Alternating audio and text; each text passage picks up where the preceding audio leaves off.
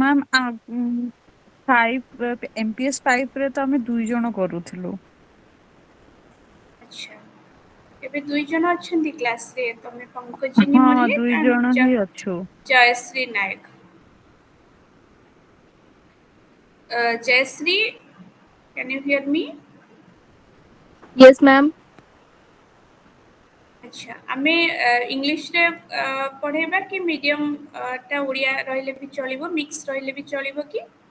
Ma'am bilingual हेले चलो किछ प्रॉब्लम नहीं। ठीक अछि ओके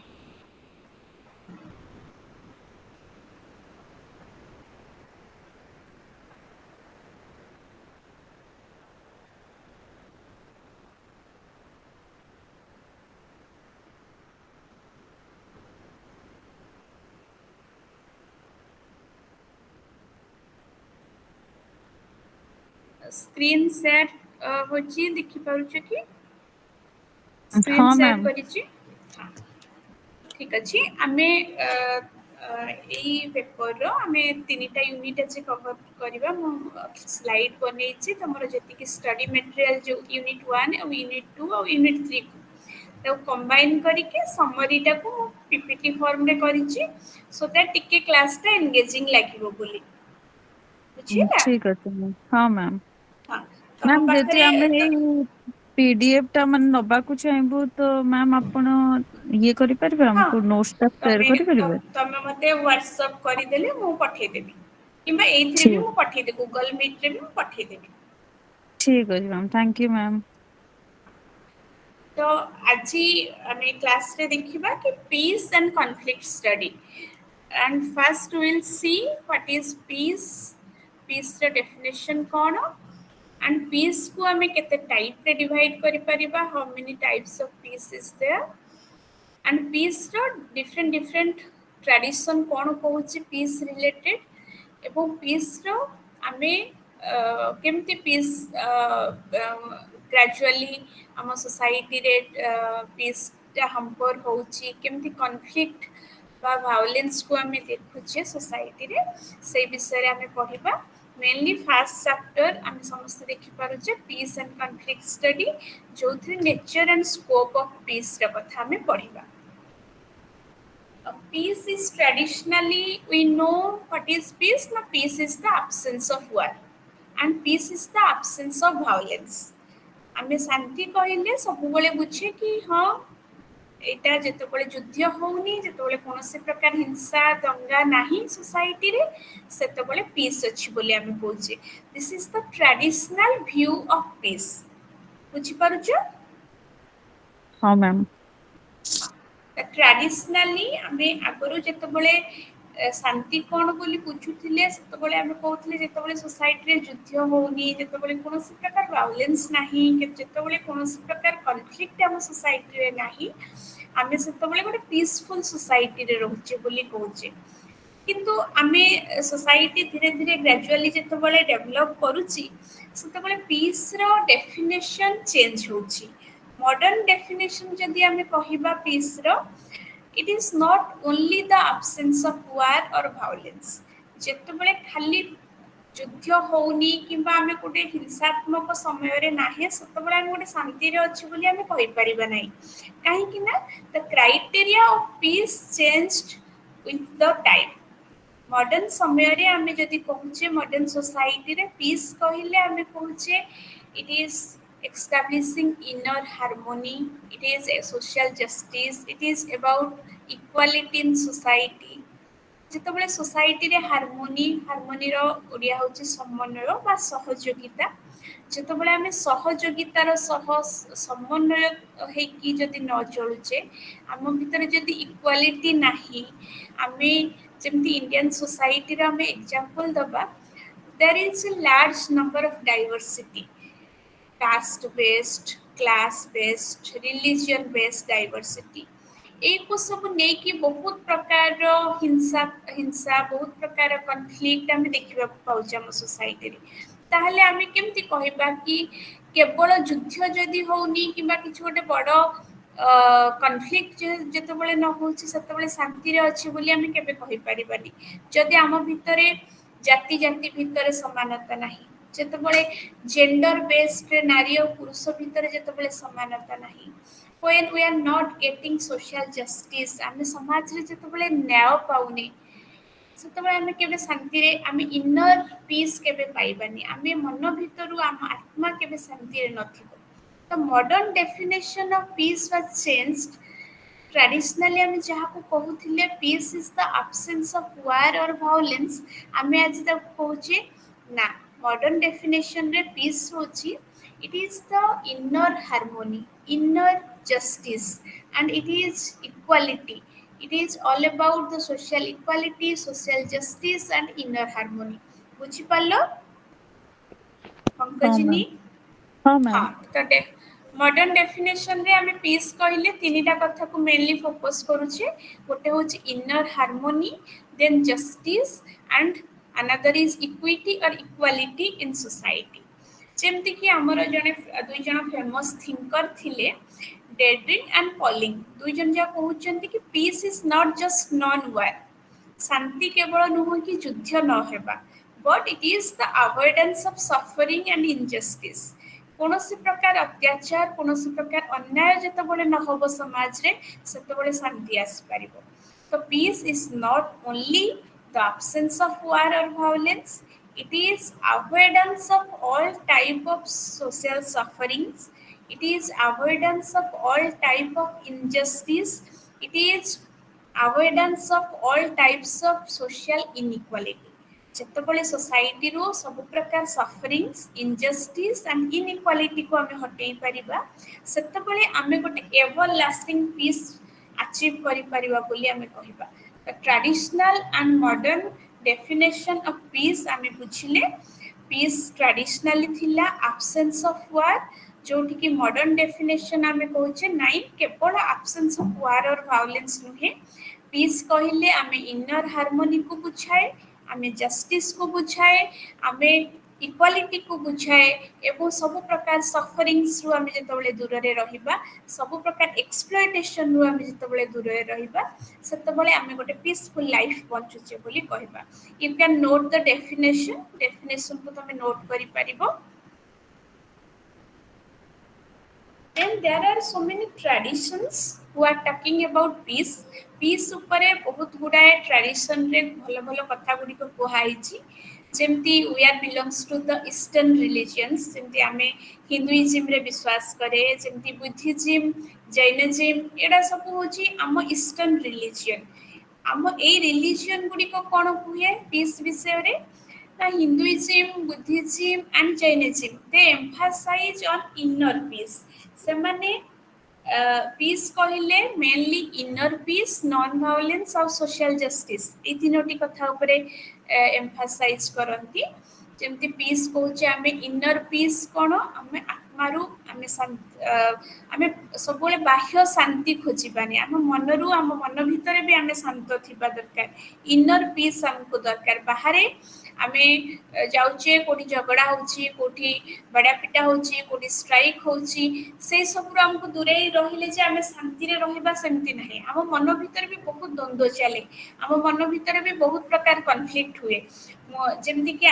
ଆଜିକା ଡେଟ୍ରେ we are in a society where there is large number of options are there. ଏଇଠି ଗୁଡ଼ାଏ ଅପସନ୍ସ ଅଛି ଆମ ପାଖରେ, ଆମେ ଏଇଟା ଚୁଜ୍ କରିବା କି ସେଇଟା ଚୁଜ୍ କରିବା। ଯେମିତି ଆଫ୍ଟର ଗ୍ରାଜୁଏସନ୍ ଗୋଟେ ପିଲା ଗୋଟେ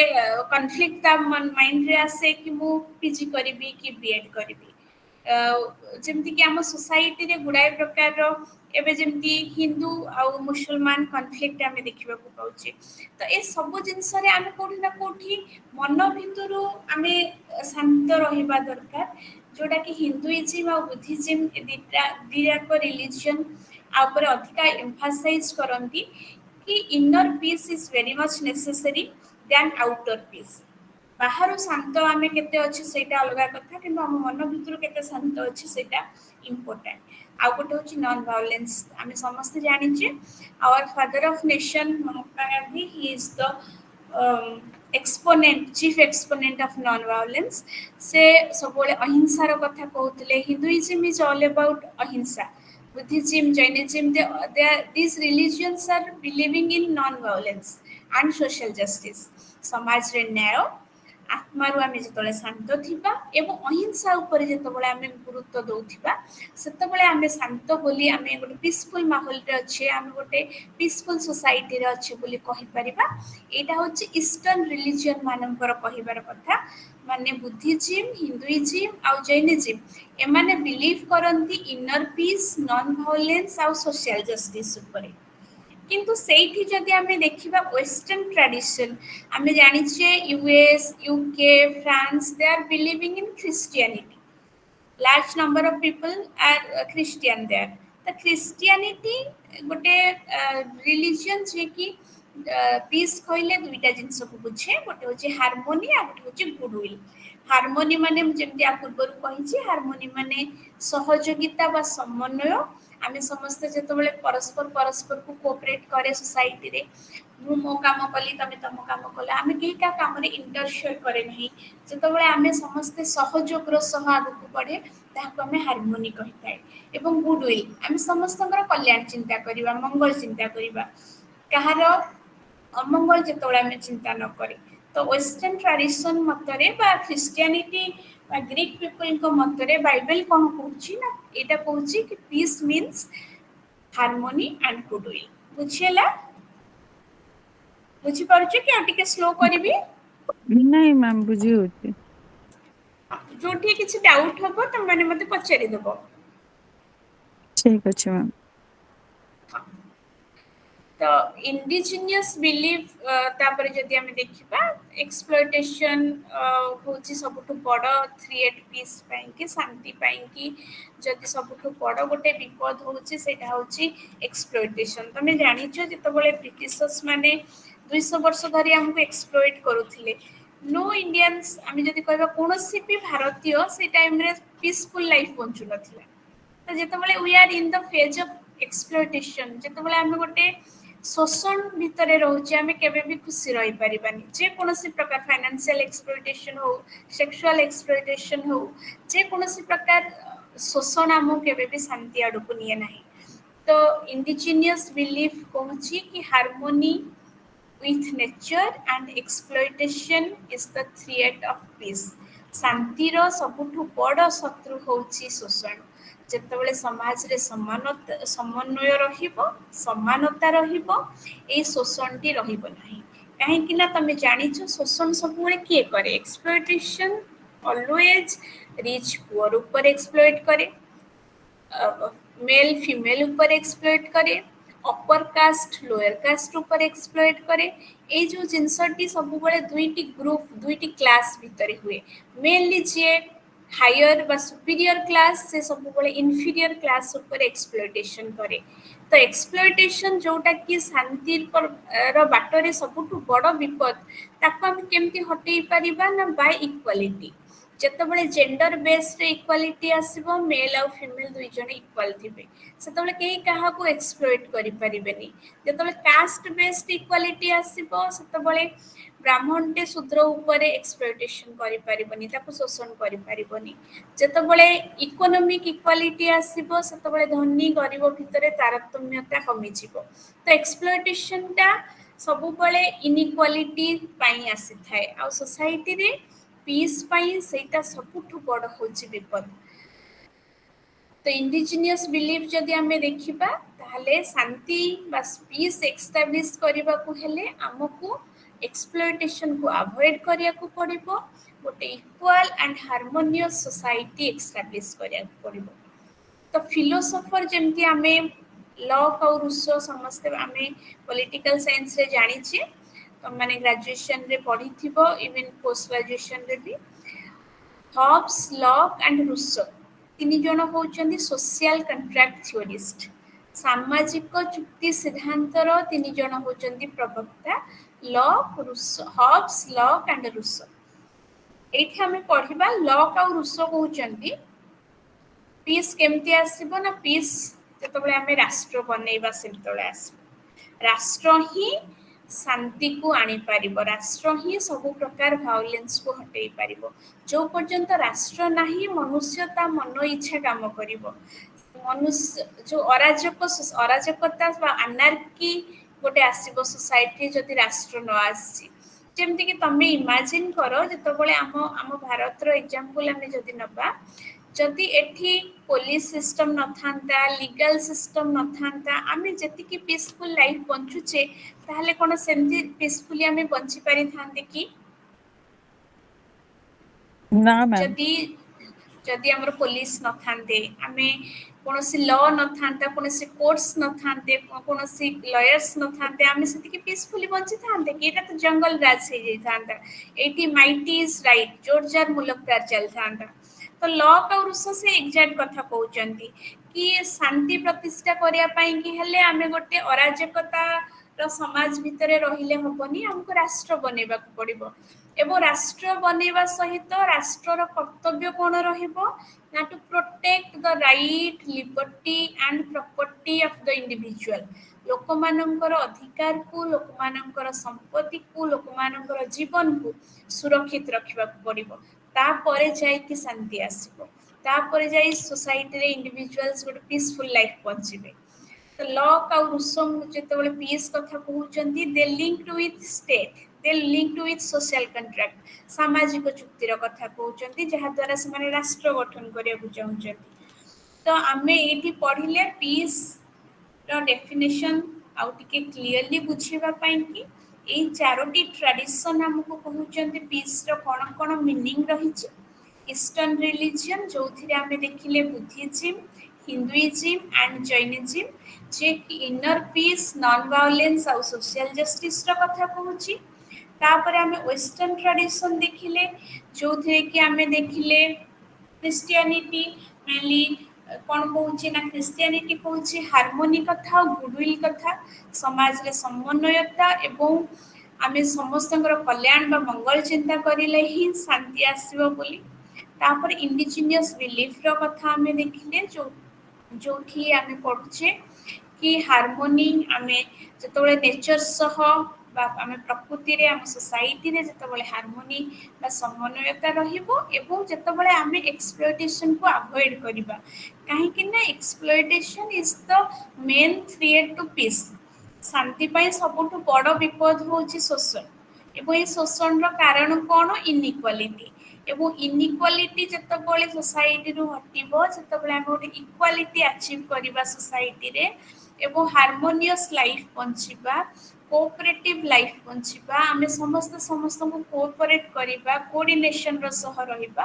ସେତେବେଳେ ଯାଇକି ପିସ୍ ଏକ୍ସଟାବ୍ଲିଶ ହେଇପାରିବ ବୋଲି ଇଣ୍ଡିଜିନିୟସ ପିପଲ ମାନେ କହୁଛନ୍ତି। ଆଉ କିଛି ଫିଲୋସଫର ଯେମିତିକି ସ୍ପେଶାଲି ଲକ୍ ଆଣ୍ଡ ରୁସୋ ସେମାନେ କହୁଛନ୍ତି ପିସ୍ ଏକ୍ସଟାବ୍ଲିଶ କରିବାକୁ ହେଲେ ଆମକୁ ପ୍ରଥମେ ରାଷ୍ଟ୍ର ବନେଇବାକୁ ପଡିବ। ରାଷ୍ଟ୍ରକୁ ରାଷ୍ଟ୍ର ବ୍ୟବସ୍ଥାକୁ ସ୍ଥାପନ କରିବାକୁ ପଡିବ। ଷ୍ଟେଟ କୁ ଗୋଟେ ଏକ୍ଜିଷ୍ଟେନ୍ସକୁ ଆଣିବାକୁ ପଡିବ କାହିଁକି ନା states come with laws come with legal system come with courts come with police system ଏ ସବୁ ଜିନିଷ ଆସିଲା ପରେ ହିଁ ଆମେ ଶାନ୍ତିପୂର୍ଣ୍ଣ ଜୀବନ ବଞ୍ଚିବା ନହେଲେ ତ ଆମେ ଗୋଟେ ଆନାର୍କିରେ ବଞ୍ଚିବା ଅରାଜକତାରେ ବଞ୍ଚିବା ଯୋଉଠି ଗୋଟେ ଜଙ୍ଗଲ ରାଜ ଚାଲିବ ଯୋଉଠି ଯେମିତି ଜଙ୍ଗଲରେ ଛୋଟ ଛୋଟ ପଶୁ ପକ୍ଷୀ ସେମାନେ ତାଙ୍କ ଲାଇଫ କେବେ ପିସଫୁଲ ନୁହେଁ କାହିଁକି ନା ଯିଏ ସେଇଠି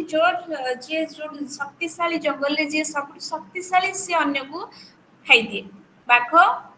କାହାକୁ ଖାଇଦିଏ ହରିଣକୁ ଖାଇଦିଏ। ହରିଣ ସବୁବେଳେ ପିସଫୁଲ ଲାଇଫ ବଞ୍ଚେ କି? ନା ମ୍ୟାମ୍। ହରିଣର ଲାଇଫ ପିସଫୁଲ କି ଜଙ୍ଗଲରେ? ତ ନା। ଆମର ଲାଇଫ ବି ସେମିତି ହେଇଯିବ ଯଦି ଯଦି ଷ୍ଟେଟ ନ ଆସିଲା ଯେ ଯଦି ଲ ନ ରହିଲା ଯଦି ପୋଲିସ ସିଷ୍ଟମ ନ ରହିଲା ଯଦି ଆମର ଲିଗାଲ ବାଉଣ୍ଡରିଜ ନ ରହିଲା ତାହେଲେ ଆମେ ଗୋଟେ ଜଙ୍ଗଲରେ ବଞ୍ଚିଲା ଭଳିଆ ବଞ୍ଚିବା ଯୋଉଠି life will not be peaceful. Locke ଆଉ ରୁସୋ ଲିଙ୍କ କରୁଛନ୍ତି ପିସ୍ ସହିତ ଷ୍ଟେଟକୁ। With the existence of state, we can achieve peace. We can build peace with the establishment of the state. ତ ଷ୍ଟେଟକୁ ଆମେ ଯଦି ତିଆରି କରିବା ଷ୍ଟେଟ ଯଦି ଆସିବ ତାହେଲେ ଆମେ ପିସଫୁଲି ବଞ୍ଚିବା ବୋଲି କହୁଥିଲେ ଲକ୍ ଆଉ ରୁସୋ। ତ ଏଇ ଚାରୋଟି ଟ୍ରାଡିସନକୁ ଆମେ ବୁଝିଲେ। ନେକ୍ସଟ ସ୍ଲାଇଡକୁ ଯିବା।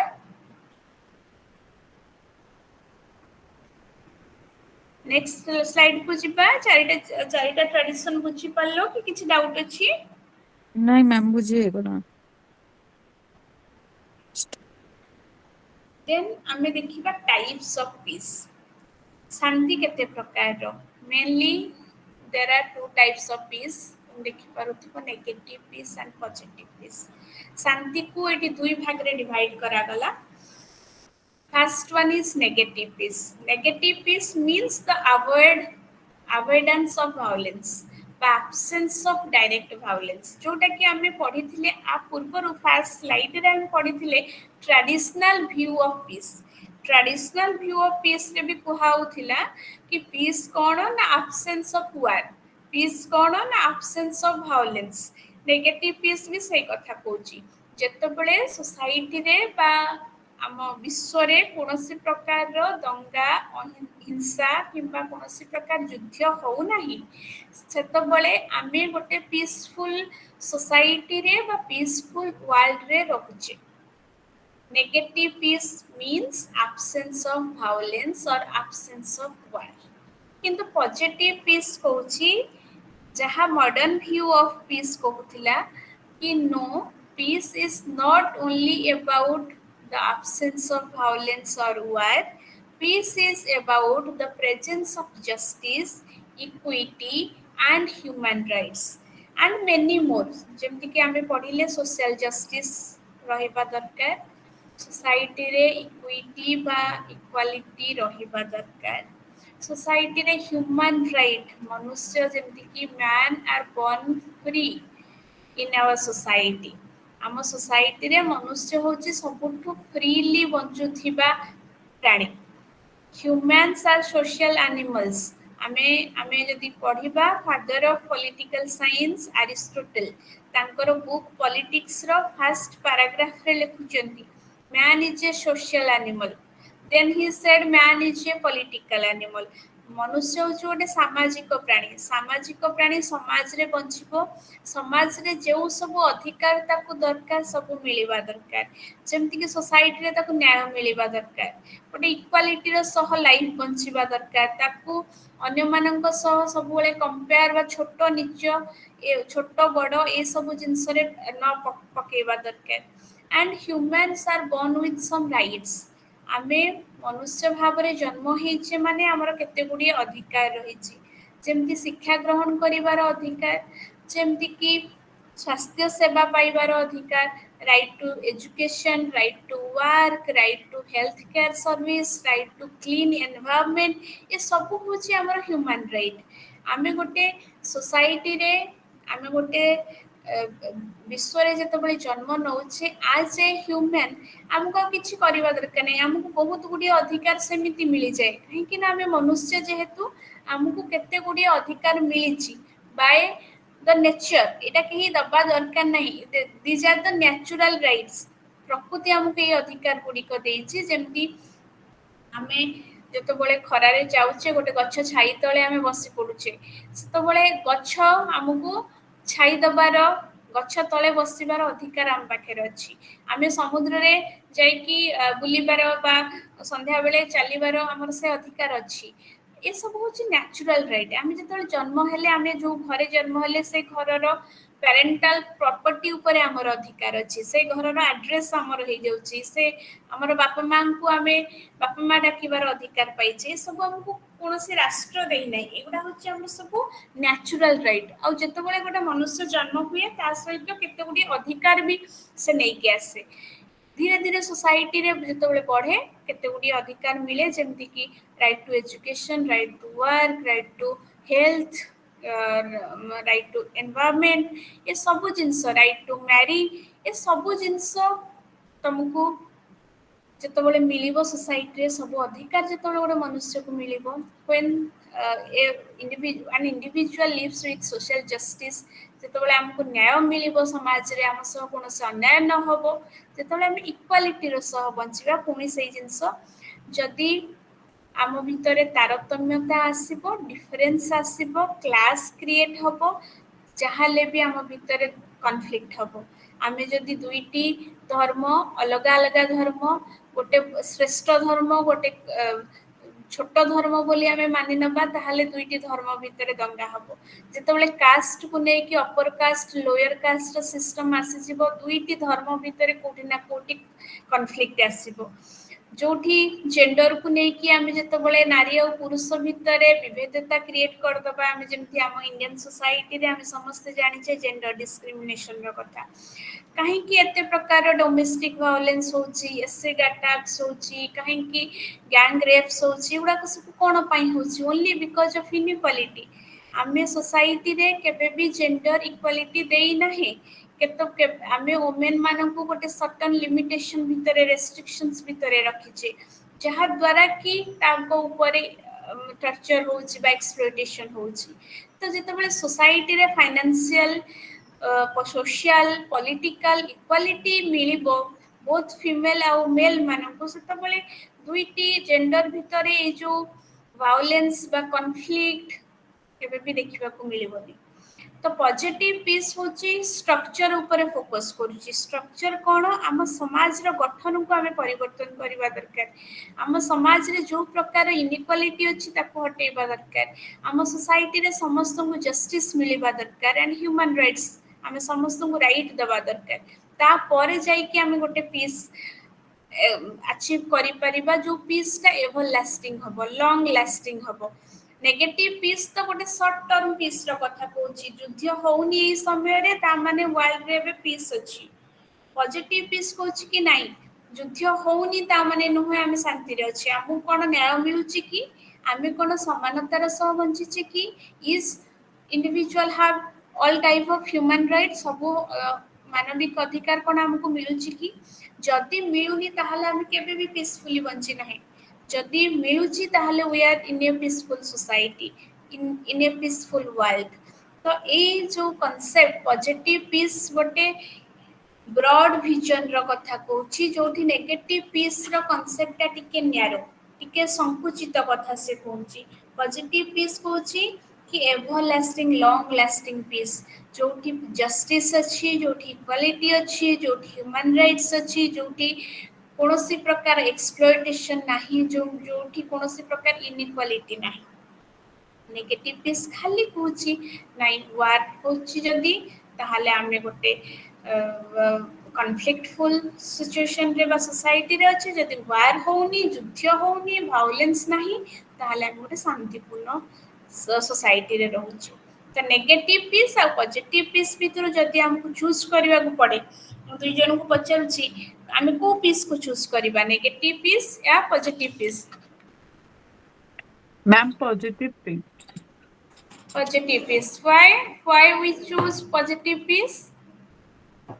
मैम कहना ताधरे हमको जस्टिस अच्छी इक्वालिटी अच्छी ह्यूमन बीइंग भी अच्छी राइट्स भी अच्छे सेति पे हमको पॉजिटिव पीस ही चूज करबी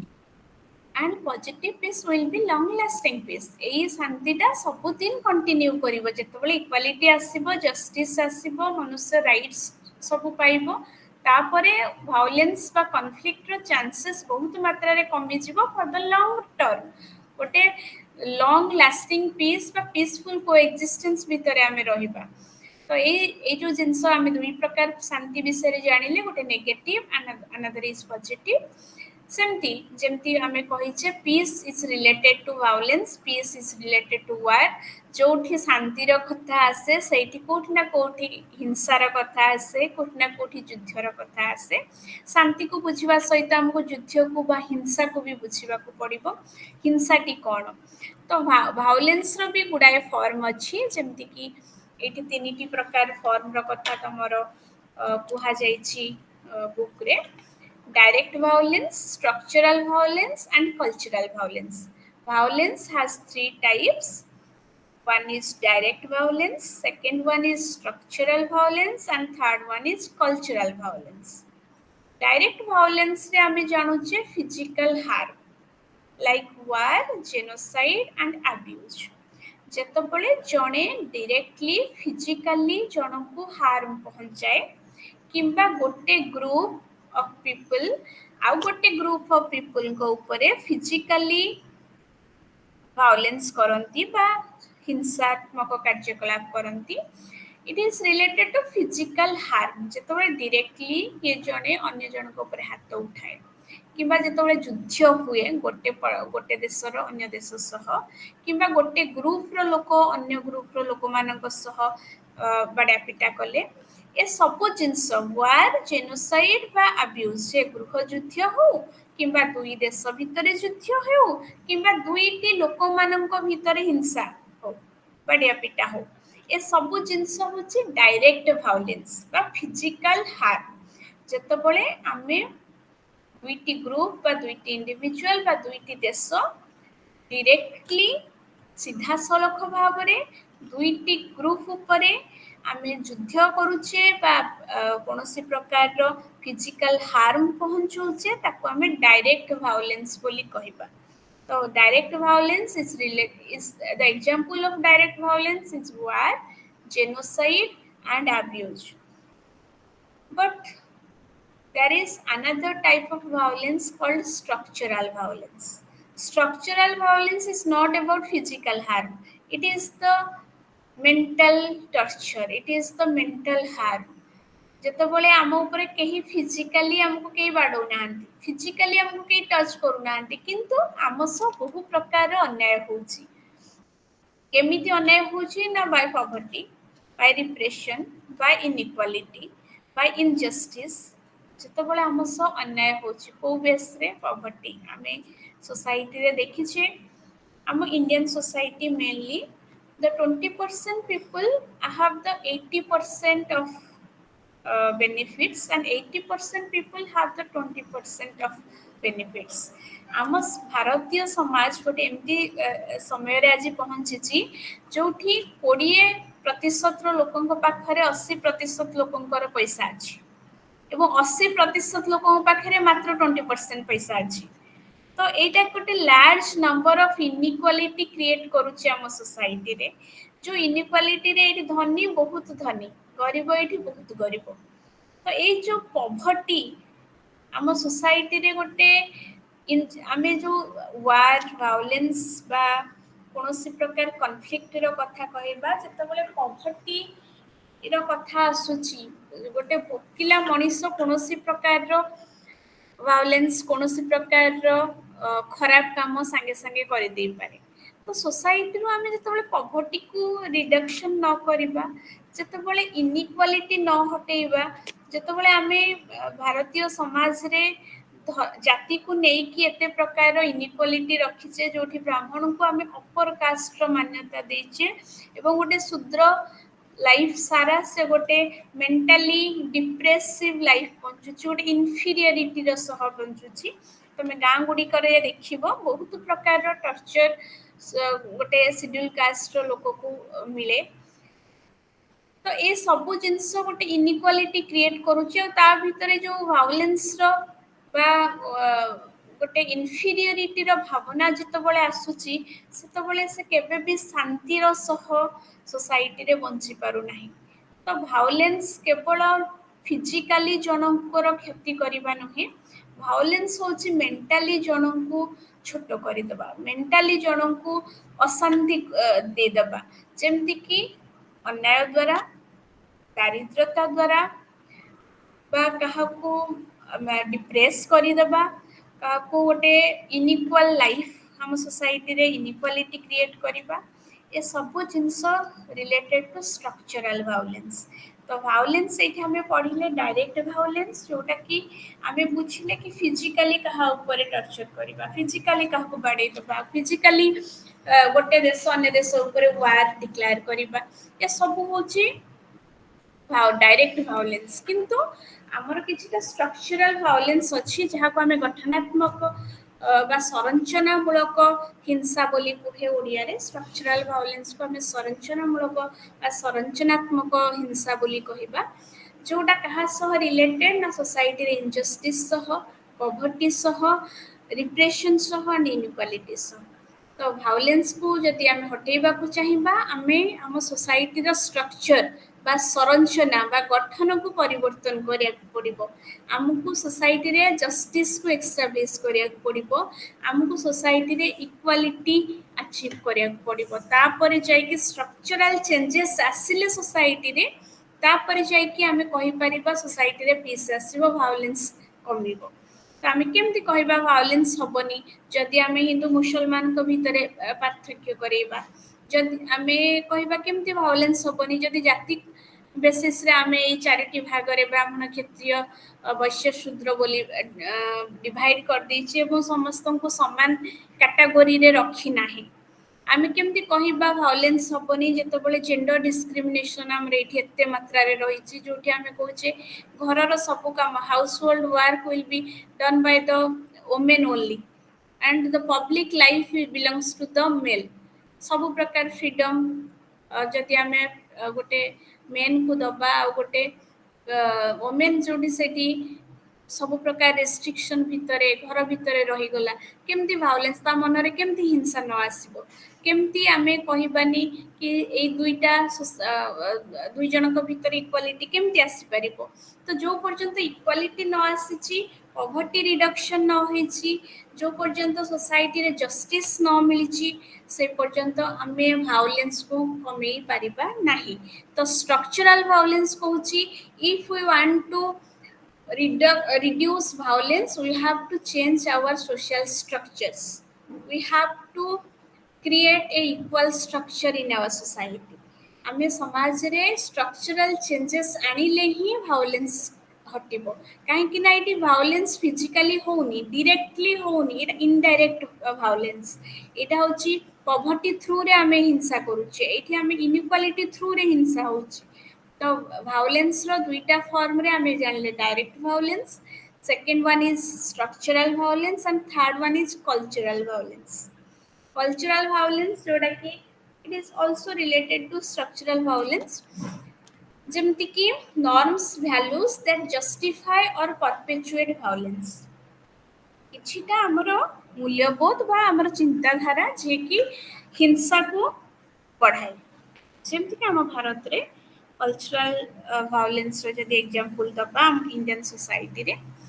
आमे रिलीजियस डिफरेंसेस रिलीजियस वैल्यूज हमर रहिछि आमे हिंदू माने जोथरे बिलीव करंती मुसलमान माने किछि कथारे अपोजिट जिंसरे बिलीव करंती जेमति कि गुडाए वैल्यूज रहिछि हिंदू मुसलमान मानकर अलगा जेमति कि आमे कल्चरली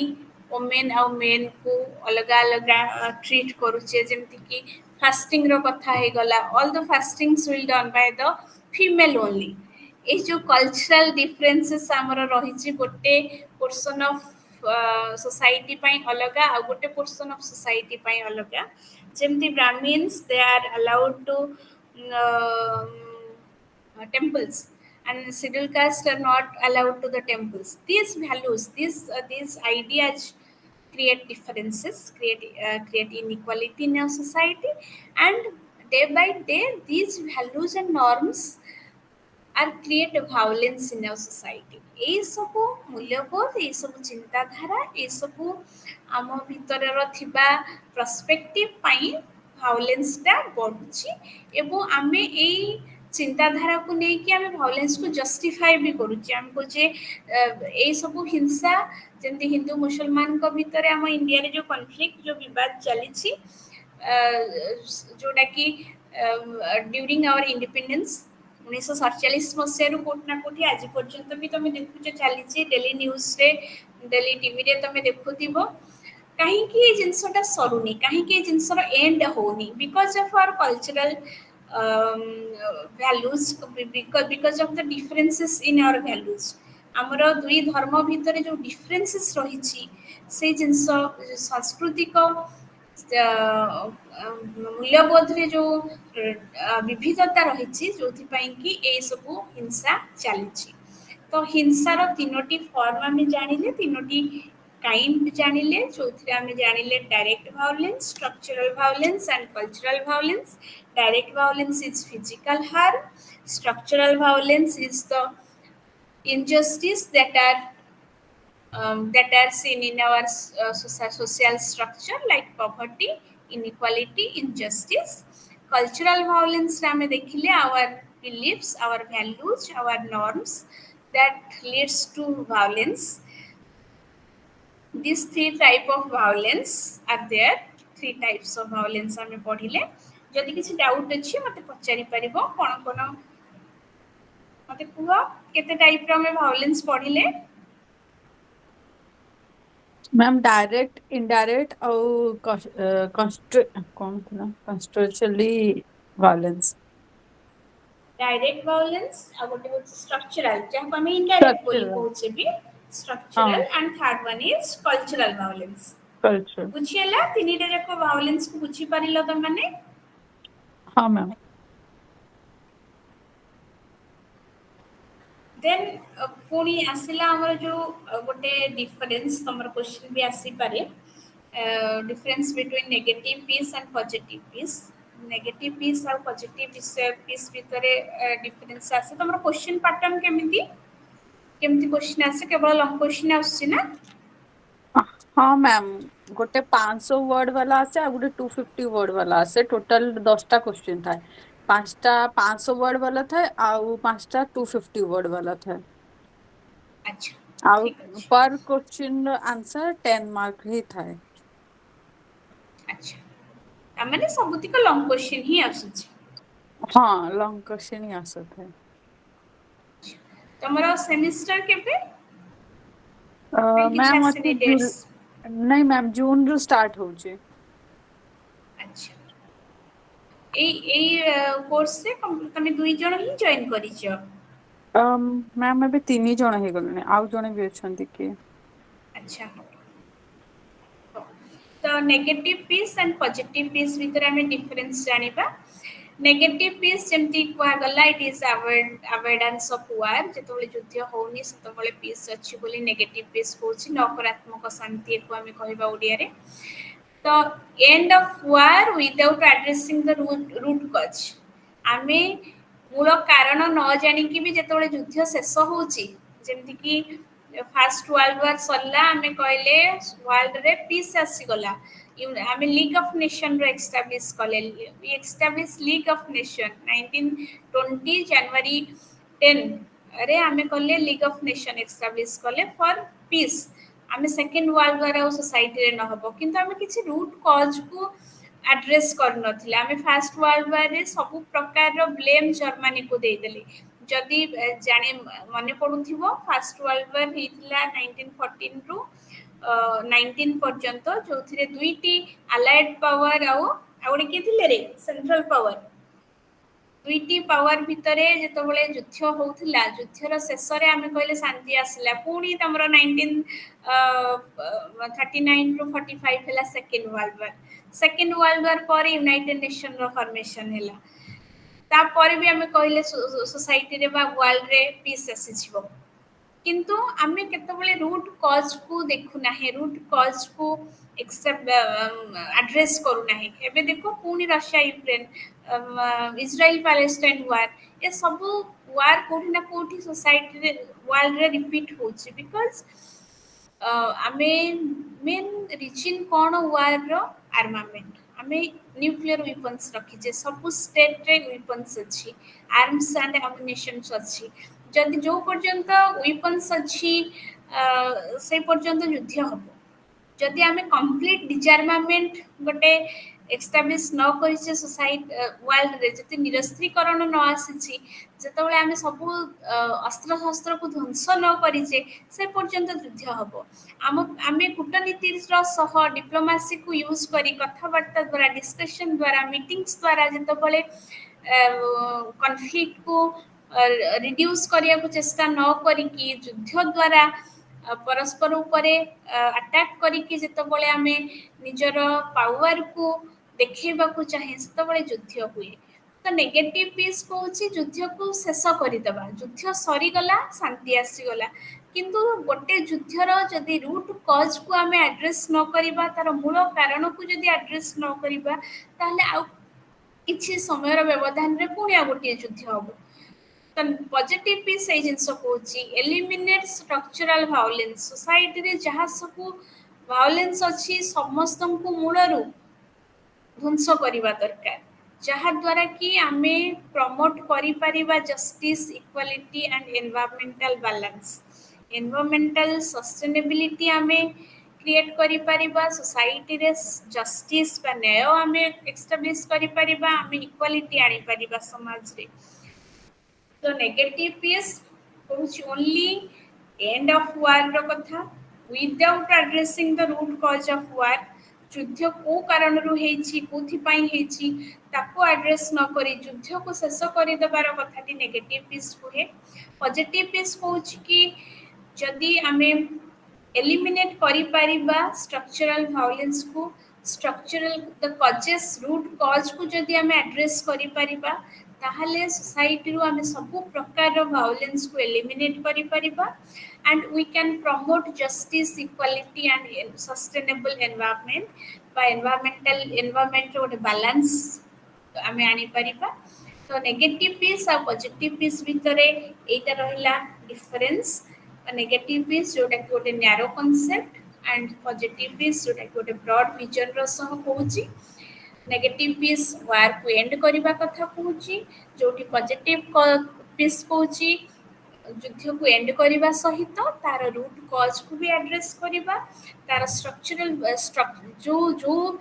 ଷ୍ଟ୍ରକ୍ଚର ପାଇଁକି ଭାଓଲେନ୍ସ ହଉଛି, ଯୋଉ କାରଣ ପାଇଁକି ଭାଓଲେନ୍ସ ହଉଛି ତାକୁ ଆଗ ସୋସାଇଟିରୁ ଏଲିମିନେଟ୍ କରିବା and we should promote justice, equality and environmental balance so that we can avoid violence and establish peace for the long term। ବୁଝିହେଲା? ବୁଝିପାରିଲ ଜୟଶ୍ରୀ?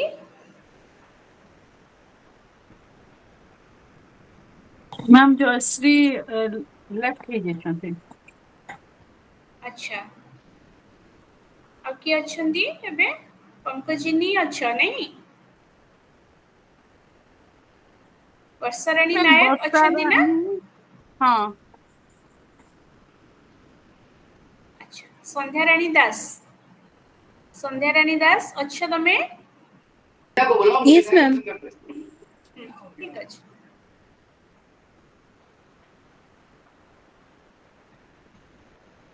ଦେନ୍ ଆମେ ଜାଣିବା କନଫ୍ଲିକ୍ଟ ଆନାଲିସିସ୍ ଆଣ୍ଡ ମ୍ୟାନେଜମେଣ୍ଟ ଉପରେ। ଯେମିତି ଆମେ କହିଛେ peace and conflict both are opposite to each other. ଶାନ୍ତି ଏବଂ ହିଂସା ଦୁଇଟା ହେଉଛି ପରସ୍ପରର ଅପୋଜିଟ୍। ଯଦି ଆମେ କନଫ୍ଲିକ୍ଟକୁ ମ୍ୟାନେଜ କରିପାରିବା, କନଫ୍ଲିକ୍ଟକୁ ଆନାଲାଇଜ୍ କରିପାରିବା, କନଫ୍ଲିକ୍ଟର ରୁଟ୍ କଜ୍କୁ ଆନାଲାଇଜ୍ କରିକି ତାକୁ ମ୍ୟାନେଜ ବା ରିଡ୍ୟୁସ୍ କରିପାରିବା ତାହେଲେ ପିସ୍ ଆସିବ। ତ ଯଦି ଆମେ ପିସ୍ର କଥା ପଢୁଛେ ତାହେଲେ କନଫ୍ଲିକ୍ଟକୁ କେମିତି ଆନାଲିସିସ୍ କରିବା, କେମିତି କନଫ୍ଲିକ୍ଟକୁ ମ୍ୟାନେଜ କରିବା ସେ ବିଷୟରେ ବି ଆମକୁ ଜାଣିବା ଦରକାର। ତ କନଫ୍ଲିକ୍ଟ ହେଉଛି କ'ଣ ନା, କନଫ୍ଲିକ୍ଟ ହେଉଛି ଇନକମ୍ପାଟିବିଲିଟି। ଯେତେବେଳେ ଦୁଇ ଜଣଙ୍କ ଭିତରେ ଡିଫରେନ୍ସ ଆସେ, ଯେତେବେଳେ ଦୁଇଟି ଗ୍ରୁପ ଭିତରେ ଇନକମ୍ପାଟିବିଲିଟି ଆସେ, ଯେତେବେଳେ ଦୁଇଟି ଗ୍ରୁପର କଲଚର ଅଲଗା ଥାଏ, ଭ୍ୟାଲୁ ବା ବିଲିଫ ଅଲଗା ଥାଏ, ସେତେବେଳେ କନଫ୍ଲିକ୍ଟ ଆସେ। ଯେତେବେଳେ ଆମେ ସମସ୍ତେ ତମେ ଏବେ 3 ଜଣ ଜଏନ୍ କରିଛ, 3 ଜଣ ଯାହା କହୁଛ ମୁଁ ବି ସେଇଥିରେ ରାଜି ହେଲି, ତାହେଲେ ଆମ ଭିତରେ କେବେ ବି କନଫ୍ଲିକ୍ଟ ହବନି। ଯେତେବେଳେ ଆମେ ସେମ୍ କଥା କହୁଛେ, ଯେତେବେଳେ ଆମ ସମସ୍ତଙ୍କର ସେମ୍ ବିଲିଫ, ଯେତେବେଳେ ଆମର ସେମ୍ ଆଇଡିଆ ସମସ୍ତଙ୍କର ଗୋଟେ ଟପିକ ଉପରେ ଆମେ ଯେତେବେଳେ ସେମ୍ କଥାରେ ବିଶ୍ୱାସ କରୁଛେ, ସେତେବେଳେ ଆମ ଭିତରେ କୌଣସି କନଫ୍ଲିକ୍ଟ ହବାର ଚାନ୍ସ ନାହିଁ। କିନ୍ତୁ କନଫ୍ଲିକ୍ଟ କେତେବେଳେ ହୁଏ? ଯେତେବେଳେ ଡିଫରେନ୍ସେସ୍ ଆସେ, ଯେତେବେଳେ ଭିଜନରେ ଡିଫରେନ୍ସେସ୍ ଆସେ, ଯେତେବେଳେ କଥାବାର୍ତ୍ତାରେ ଡିଫରେନ୍ସେସ୍ ଆସେ, ଯେତେବେଳେ ଇନକମ୍ପାଟିବିଲିଟି ଗୋଟେ କ୍ରିଏଟ୍ ହୁଏ ଦୁଇଟି ଇଣ୍ଡିଭିଜୁଆଲ ଭିତରେ ହଉ, ଦୁଇଟି ଗ୍ରୁପ ଭିତରେ ହଉ କିମ୍ବା ଦୁଇଟି ଷ୍ଟେଟ୍ ଭିତରେ ହଉ। ଯେମିତି incompatibility between India and Pakistan, differences of values between India and Pakistan, ये जो जिनसटी structural differences between India and Pakistan, India and China also, तो ये incompatibility सबुबले conflict को lead करे। The conflict means the pursuit of incompatible goals and conflict can be managed without violence। आमे conflict को सबुबले हिंसार बाटरे ही solve करिबा तार कोनोसी माने नाही। आमे कोनोसी प्रकार कनफ्लिक्ट को, कोनोसी दंगा को आमे एनालाइज करिकी ता रूट कॉज को डिस्कशन द्वारा, कथावार्ता द्वारा, बुझावणा द्वारा शांतिपूर्ण भाव रे पीसफुली आमे गोटे कनफ्लिक्ट को मैनेज करि परिबा। जेमति कि कनफ्लिक्ट रो रूट कॉज को आमे फास्ट जानिबा दरकार, स्ट्रक्चरल रूट को। कनफ्लिक्ट different causes रही, जमती inequality is one cause of conflict मुझे जेमती कहली जेतोले आम भितर इनइक्वालिटी आसे डिफरेंसेस आसे जेतोले इनकम्पैटिबिलिटी आसे सेतोले कॉन्फ्लिक्ट आसे जेतोले आम सेम कथारे बिलीव करबा सेम कथा कहबा सेम हमर जेतोले सोशल स्टेटस सेम थिबो जेतोले आम सेम काम करूथिबा से जेतोले आम फाइनेंशियली सेम पोजीशन रे थिबा आम भितर कॉन्फ्लिक्ट आसीबार चांसेस कम आम भितर कौन डिफरेन्सेस जो ना से कॉन्फ्लिक्ट कम आसो जो आम भितर इनइक्वालिटी बहुत अच्छी जो कॉन्फ्लिक्ट आसो तो स्ट्रक्चरल कजेस को बा रूट कज को आम देखा दरकार why conflict are seen in our society जमती कि गोटे कज हो inequality then marginalisation and power imbalances जमती आम सोसाइटी रे आम जानिछे पावर सब गोटे मिनिमम अमाउंट लोकों पाखरे थाए बहुत कम लोकों पाखरे पावर थाए अन्य लोक माने गोटे कॉमन लाइफ बंचती गोटे साधारण जीवन बंचती आ जो मान पाखरे पावर अच्छी they are misusing some people are misusing their power and exploiting others जमती इनइक्वालिटी रे आमे जानुचे मेनली तो फाइनेंशियल बा इकोनॉमिकल इनइक्वालिटी सोसाइटी रे जोठी rich people are exploiting the poor Karl Marx करो जदि आमे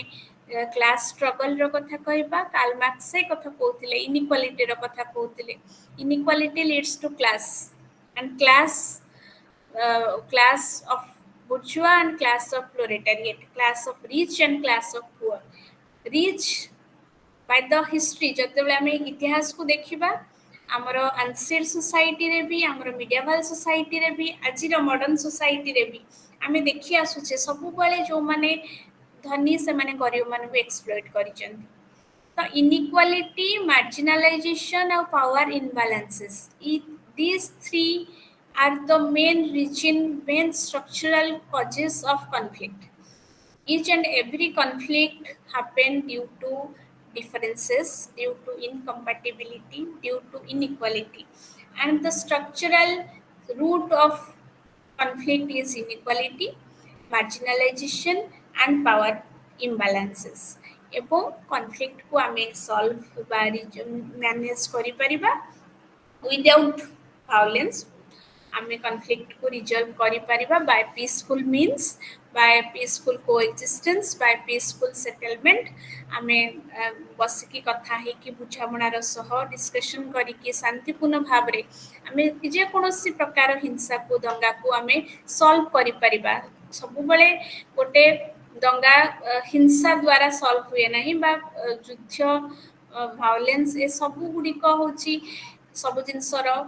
बा सब प्रकार इनइक्वालिटी सब प्रकार डिफरेंसेस सॉल्व नुहे आम जो देखुचे कौन कॉन्फ्लिक्ट आसूची जो आमर फ्यू रे इनकम्पैटिबिलिटी आसूची से हिंसा नुहे बसिकी कथा है कि आम बुझामणार सह कॉन्फ्लिक्ट रिजोल्यूशन करि परिबा जोथि पई देखुछ world war second world war परे आम वर्ल्ड रे सेतिकी बड़ युद्ध आज पर्यंत देखि नाही काहेकि ना यूनाइटेड नेशन इज देयर सब यूनाइटेड नेशन पीसफुल सेटलमेंट रो कथा कहूची दुई देश जमती कि इंडिया और चाइना भितर इंडिया रो मोस्ट द मोस्ट कौन dangerous enemy of India is China किंतु 1962 परे आमे चाइना सह कौन प्रकार युद्ध आज पर्यंत करिने कहीं करिने ना युद्ध कौन कथार समाधान नुहे युद्ध आम भितर थिबा डिफरेंसेस को एंड करि परिबो नाही सेति पई कि आमे गुडाय प्रकार इनफॉर्मल समिट करूचे आमे मीटिंग्स करूचे ऑल्दो चाइना हमर शत्रु सबुठु बड़ शत्रु आमे चाइना को एबे धरि नेचे पाकिस्तान को भी अधिका इंडिया पई कि चाइना गोटे बैरियर हे कि थियाइची वर्ल्ड रे किंतु ता माने नुहे जे आमे हिंसा करिबा बा ता माने नुहे जे आमे युद्ध करिबा आमे प्रूव करिबा युद्ध करिकी तो कॉन्फ्लिक्ट को आमे जदि समाधान रो रास्ता रे बा पीसफुली जदि आमे चेष्टा करिबा ताले कॉन्फ्लिक्ट को मैनेज भी करि पारिबा तो कॉन्फ्लिक्ट माने होची आमे एठी जानिले जेतबे इनइक्वालिटी बा इनकम्पैटिबिलिटी बा डिफरेंसेस आसे सेतबे कॉन्फ्लिक्ट क्रिएट हुए कॉन्फ्लिक्ट रो मेन कारण होची inequality marginalization and power imbalances and conflict can be solved without violence हिंसा बिना भी आम कनफ्लिक्ट को रिजोल्यूशन कनफ्लिक्ट हो कनफ्लिक्ट को मैनेज आम कर तो कनफ्लिक्ट मैनेजमेंट चारिटा अप्रोच रही शैली रही चारोटी उपाय चारोटी बाटर आम कनफ्लिक्ट को मैनेज कर मेनली ट्रेडिशनल स्ट्रेटेजी नहीं कि आम कनफ्लिक्ट मैनेज करमती कि मेन है ट्रेडिशनल स्ट्रेटेजी जोटा कहूँ preserve status quo through enforcement जी जेमिति चली सोसाइटी रे सेमती रहिबा को दियो दैट इज ट्रेडिशनल स्ट्रेटेजी जेमिति सोसाइटी रे चली सेमती चलवा को दियो कॉन्फ्लिक्ट मैनेजमेंट रो गोटे ट्रेडिशनल स्ट्रेटेजी कहूँ जेमती कि इंडिया चाइना भितर कॉन्फ्लिक्ट चली ताको चलवा को दियो ताको दबेकी रखी दियो सेटा होची ट्रेडिशनल स्ट्रेटेजी किंतु हमर डिस्प्यूट सेटलमेंट सेकंड स्ट्रेटेजी जोडा Kochi legal mechanism and compromise आमे कंप्रोमाइज इंडिया और चाइना भितर कॉन्फ्लिक्ट अछि आमे आइदर इंडिया कोनोसी कथारे कंप्रोमाइज करिवो किबा चाइना कोनोसी कथारे कंप्रोमाइज करिवो तापर डिस्प्यूट सेटल हे जिवो तापर कॉन्फ्लिक्ट मैनेज हे जिवो किंतु मेन जो दुईटी अप्रोच आमे जानिबा that is conflict resolution and conflict transformation conflict resolution कौन ना प्रॉब्लम को सॉल्व करबा कौन अच्छी रूट कॉज जो इंडिया और चाइना भितर कॉन्फ्लिक्ट अच्छी Arunachal Pradesh is the issue Arunachal Pradesh को लेकिन बॉर्डर को लेकिन आम भितर प्रोब्लेम चलती कॉन्फ्लिक्ट चलती किंबा दलाई लामा कथा को लेकिन आम कॉन्फ्लिक्ट अच्छी जहाँ भी आम रूट कॉज अच्छी इंडिया चाइना भितर कौन पाई कॉन्फ्लिक्ट अच्छी से प्रोब्लेम को सॉल्व करबा से रूट कॉज को बाहर करबा कथबार्ता करबा मीटिंग्स करबा तापर जाई कॉन्फ्लिक्ट रिजोल्यूशन हबो that is one of the best form of conflict resolution another is the conflict transformation and peace building जो थिरे आमे कहूचे स्ट्रक्चरल रिफॉर्म्स दरकार जो जहाँ भी हमरो रूट कॉज अछि कॉन्फ्लिक्ट रो कोन पाई की कॉन्फ्लिक्ट होची से कॉज को आमे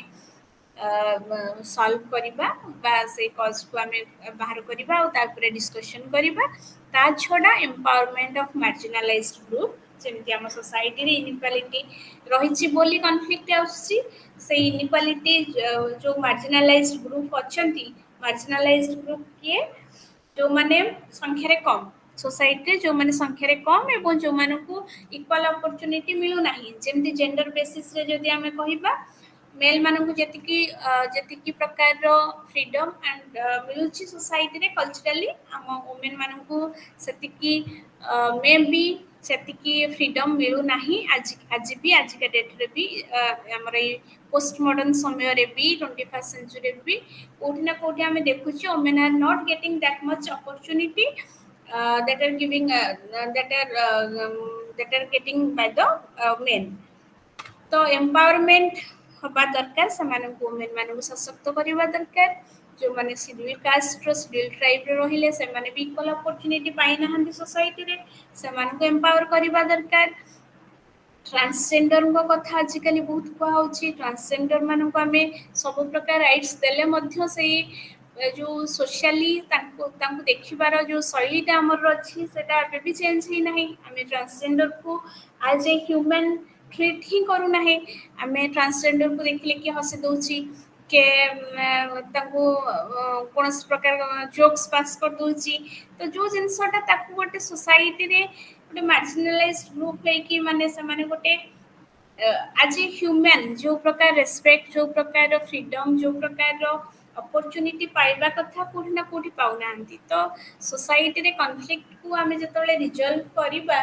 बा मैनेज करिबार कथा कहूचे प्रथमे तो स्ट्रक्चरल रिफॉर्म्स दरकार सोसाइटी रे इक्वालिटी आनिबा दरकार एवं जो माने इनइक्वालिटी को फेस करिकि आज पर्यंत अछंती जेमति कि सोसाइटी रे जहां को इक्वल अपॉर्चुनिटी मिली नाही सेमानकु एम्पावर करिबा दरकार सेमानकु सेमानकर राइट्स तांकर फ्रीडम विषय रे अवेयर करिबा दरकार सो दैट सेमाने भी मेन स्ट्रीम को आसी पारिबे जेमति कि धीरे धीरे वुमेन माने तांकर फ्रीडम को अचीव करूचंती से माने सब प्रकार रेस्ट्रिक्शन भितर बाहरी की फाइनेंशियली इंडिपेंडेंट होउचंती एवं कोठी ना कोठी एटा आगु को जाय कि जेंडर इक्वालिटी को अचीव करिवो हम इंडिया रे हमें देखुछु वुमेन आर एम्पावर्ड नाउ आम कहीपरि कम्प्लीटली आम एम्पावर हो पारिचे कम्प्लीटली जो डिस्क्रिमिनेशन टाको आम हटई पारिचे बट वी आर ग्रोइंग आमे सही बाटरे ग्रो करूचे आमे एबे ऑल्दो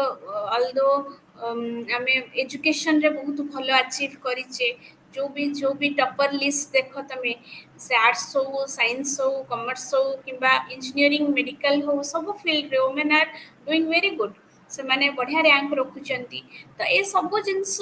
एम्पावरमेंट द्वारा हे परिबो जेतबेले एम्पावरमेंट आसला बा अवेयर हेले मार्जिनलाइज्ड ग्रुप सेबे जाई कि से माने इक्वालिटी रो सह सोसाइटी रे बंचिबे एवं इक्वल फ्रीडम पाइबे तापरे जाई कि हम भितर हिंसा एवं कॉन्फ्लिक्ट टिके कमिबो तो कॉन्फ्लिक्ट रिजोल्यूशन रो जो हमें चारिटा अप्रोच देखिले ट्रेडिशनल अप्रोच कहूची प्रिजर्व द स्टेटस क्यू जहाँ जेमिति अच्छी ताको सेमिति रही दिया जाए केवल फोर्सफुली आमे कॉन्फ्लिक्ट को एंड कर दब आमे राष्ट्र के स्ट्राइक करूची गवर्नमेंट कोन कला पुलिस पठे की ताको स्ट्राइक को बंद कर देला तो एठी हमें कॉन्फ्लिक्ट को एंड कर देले किंतु तार प्रॉब्लम टी को सॉल्व कलेनी काहे कि से स्ट्राइक करूथिला कोन से डिमांड रखी कि गवर्नमेंट पाखे स्ट्राइक करूथिला हमें से कथाटी बुझिलेनी सेकंड फॉर्म ऑफ अप्रोच होची डिस्प्यूट सेटलमेंट कोन लीगली हमें कोर्ट रे कथा है कि बा कोर्ट रे सेटलमेंट करिकी किबा कंप्रोमाइज करिकी आमे कॉन्फ्लिक्ट को मैनेज कर देल जेमती conflict between husband and wife जदि आमे मैरिटल कॉन्फ्लिक्ट रो कथा कहबा प्रति घरे जदि हमें कोनोसी हस्बैंड और वाइफ भितर कोनोसी प्रकार रो वैल्यू को नै आइडियाज को नै किबा तांकर बिलीफ सिस्टम रे डिफरेंसेस आसुची कॉन्फ्लिक्ट कोनोसी होउची आमे गारे 4 जन को 5 जन को बसई कि बा घर लोक को बसई कि कथा बार्ता होचे जदि न होउची कोर्ट रे आमे बुझामणा करिया चाहूचे केतबेले कंप्रोमाइज करिया चाहूचे केतबेले आमे डिवोर्स नै कि अलग हे जा बोली कहूचे सेटा होची डिस्प्यूट सेटलमेंट आमे दुई जन को भीतर कॉन्फ्लिक्ट को कोन कले बंद कर देले किंतु आमे सेठी प्रॉब्लम टा को सॉल्व कलेनी आमे थर्ड जो आमे कॉन्फ्लिक्ट रिजोल्यूशन रो कथा कहले एटा कहूची प्रॉब्लम को सॉल्व करिवार कथा कोन पाई कि कॉन्फ्लिक्ट आसीची कोन तार रूट कॉज कोथि पाई दुई जन को भीतर झगड़ा हेची ताको बसई कि तांकर प्रॉब्लम्स को आलोचना करिबा एवं कॉन्फ्लिक्ट को हमें बाय द पीसफुल मीन्स सेतले रिजोल्यूशन करूची बा ताको एंड करूची ताको हमें कहबा the approach of conflict resolution तापरे आउटिके एडवांस अप्रोच जदि देखिबा conflict transformation and peace building जो थिरे हमें एम्पावरमेंट रो कथा कहिले एवं स्ट्रक्चरल रिफॉर्म्स रो कथा कहिले बुझी हला कि अप्रोचेस ऑफ कॉन्फ्लिक्ट मैनेजमेंट बुझी पाइलो कॉन्फ्लिक्ट मैनेजमेंट रो अप्रोचेस हमें केतेटा अप्रोचेस देखिले हम चारटा अप्रोचेस देखले कौन अप्रोचेस रहिला हमरो ma'am traditional traditional distribute dispute settlement तापरे आउ की कहबो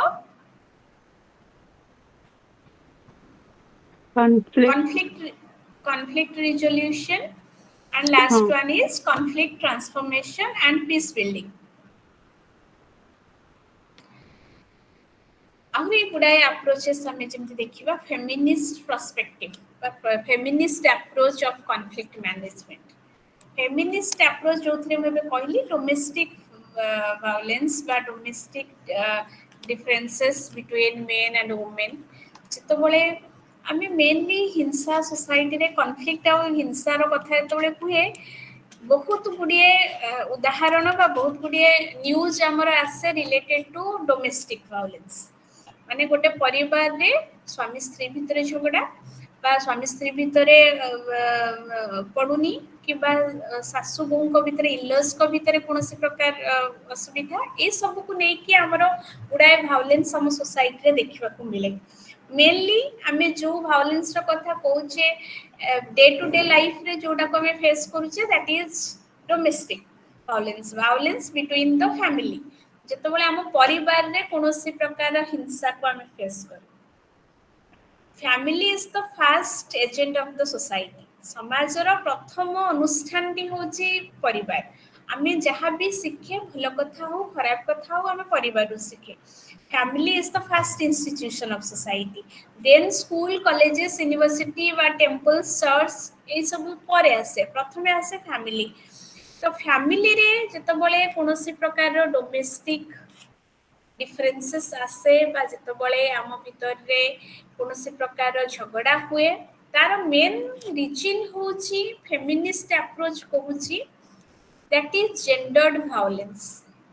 gendered violence माने कोन one gender is doing violence over another gender गोटिए ग्रुप रो जेंडर आउ गोटिए जेंडर ऊपर सब बेले हिंसार प्रयोग करूछ ऑल्दो आजिकली आमे देखिलेनी भी female are also torturing the male आमे एबे एबे केते गुडा न्यूज़ भी देखुचे जोटे कि जोडिक तमे आजिका डेट रे सोशल मीडिया रे न्यूज़ चैनल रे देखुथिबो जोठी वाइफ माने भी तांको हस्बैंड को कोठी ना कोठी टर्चर करूचंती कोनस ना कोनस मेंटल हैरेसमेंट एबे तो रिसेंटली सूरत रो केस विषय रे तमे सुनिथिबो जोठी कि the wife is killing the husband तो ए सब जिंस एबेकार कथा किंतु मेनली जदि हमें मेजॉरिटी केसेस को देखिबा सब वाले female are torturing female are female are the exploiting से माने ही शोषण रो शिकार होचंती and the exploiter is the male सब बेले शोषणकारी किए से होची पुरुष काहे की जिंसटी होची बिकॉज़ जेमति कहल जायछि कि फीमेल रो वैल्यूज कोन ना गोटे नारी भितरे कोन कोन मूल्यबोध थाए जेमति केयर एम्पैथी नॉन वायलेंस गोटे नारी सब बेले अन्य को केयर करे जत्न करबा शिखे तार होची नेचर होची एम्पैथी दयात्मक सब बेले दया बा सरल प्रकृतिर से नॉन वायलेंस सब बेले अहिंसा को से प्रेफर करे women always prefers non violence and peace over the violence and the war युद्ध कॉन्फ्लिक्ट एवं वायलेंस थारु नारी सब बेले जेमति कुहे हमें नारी होची कोमल प्रकृतिर होची नारी तो this are the feminine values नारी पाखरे कोन कोन वैल्यू थाए केयर करे से समस्तंकर एम्पैथी थाए समस्तंक पई दया भावना ता पाखरे थाए समस्तंक पई कि जत्न करबा से सिखिछि एवं नॉन वायलेंस सब बेले शांति प्रिय थाए तो जोथि पई कि देखिबो केबे अशांति बहुत बहुत एग्जांपल देखो जोठी कॉन्फ्लिक्ट अछि देयर इज ए मेल जोठी भी देखो झगड़ा होची रास्ता घाट रे कोठी बड़ा पिटा होची किबा कोठी बड़ धरन स्ट्राइक होची किबा कोनोसी युद्ध होची सेठी कोठी नारी को तमे पाइबनी सेठी तमे पुरुष को केवल पाइबो युद्ध पुरुष करे जेतबेले स्ट्राइक्स हुए जेतबेले कॉन्फ्लिक्ट हुए कोनोसी प्रकार दंगा देखिबो majority are the men because feminist approach कोची female at the symbol of peace नारी होची सबले शांतिर प्रतीक एवं सोसाइटी रे जदि जस्टिस आ जेंडर इक्वालिटी आसीबो ताहले सब बेले सोसाइटी रे पीस आसीबो जदि नारी को